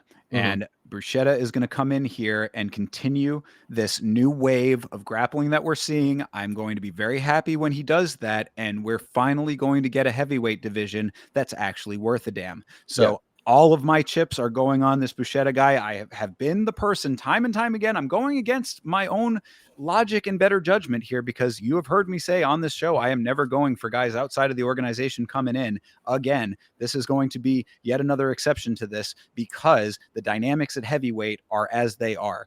okay. Boudet, I don't think that he is going to have the answers. Now, he's a tougher dude because like he's going up against guys who are just holding him against the cage. You know what I mean? He'll go to decision because of that. But if he's able to get him to the ground, if Buchetta can get him to the ground, pull a Walter Walker for me, buddy. Hmm. Show me that is what's He going on does have a here. heel hook victory, by the way. There you go. So I think that this new wave of grappling at heavyweight is going to change what we conventionally think about the heavyweight division in the UFC. And Buchetta is going to be one of the people that is on that next wave up. So after this victory, he gets a win here, gets his picture on ESPN, and we start taking him seriously in the heavyweight division. 100% agree. I would love to see a submission finish on the first fight of the night right here. Yeah, same. And if he doesn't do that, then it's right back to me saying that I will never go for a guy coming in from outside the organization again. I should probably be sticking to my guns on that one, even with this, but heavyweight is a different set of circumstances. I think it's Yeah. unique. It's not like, we've got other divisions here where like the skill sets are more well-rounded. You know what you're getting with the traditional heavyweight in the UFC. Martin Buday is about as traditional a heavyweight as I can imagine. Yeah, I agree with you. I think this will be a good one to start the card. I'm very excited for it. All right. Well, we will see what happens in all of these fights this weekend. Of course, yet again, just want to make sure everybody is aware this is an early card. So this starts at noon, 12 o'clock p.m. Eastern Standard Time, and I will be watching on the watch along, probably solo. I'll see if I can get the Vitz King for this one, perhaps because of the time difference, but that will be at youtube.com/@YamaShow. And Chase, I know that you can tell them where they can find you. They will always find me on Saturday whenever the UFC is streaming events. We will be watching on youtube.com/@CPSmalls. Of course, you will find me on Twitter, x.com/@CreativePart. Sometimes I'll be having fun there. And if you guys were unaware, this week we are going to attempt to finish watching the KO movie on Netflix, and we want to go ahead and review that for you guys. Possibly Friday. Don't mark that on your calendars yet, but we will let you know. We'll let you know when that's going to happen. So absolutely, yes, we have both started our watchings of the KO movie. We're taking our notes. We're going to get this review out as soon as possible. I'm glad that you said that, speaking it into reality, speaking it into existence. So I appreciate that. So yeah, keep your eye on Twitter and Instagram and in the Discord. We'll keep you updated on that and get that stream out to you as soon as we can. I am at Yama Show on YouTube, of course, but also on Twitter and Instagram, and on Facebook at Yama Show 1. If you wanted to, nice. Somebody please follow on Facebook just to make it worthwhile, all the crap that I had to go through with that and still never figured out. But any which way, find me on all of those places. Give a follow over there as well. Make sure that you're subscribed here. Make sure you're subscribed to Chase. And have a great rest of your week, everybody. We will catch up with you soon. And as always, fight on.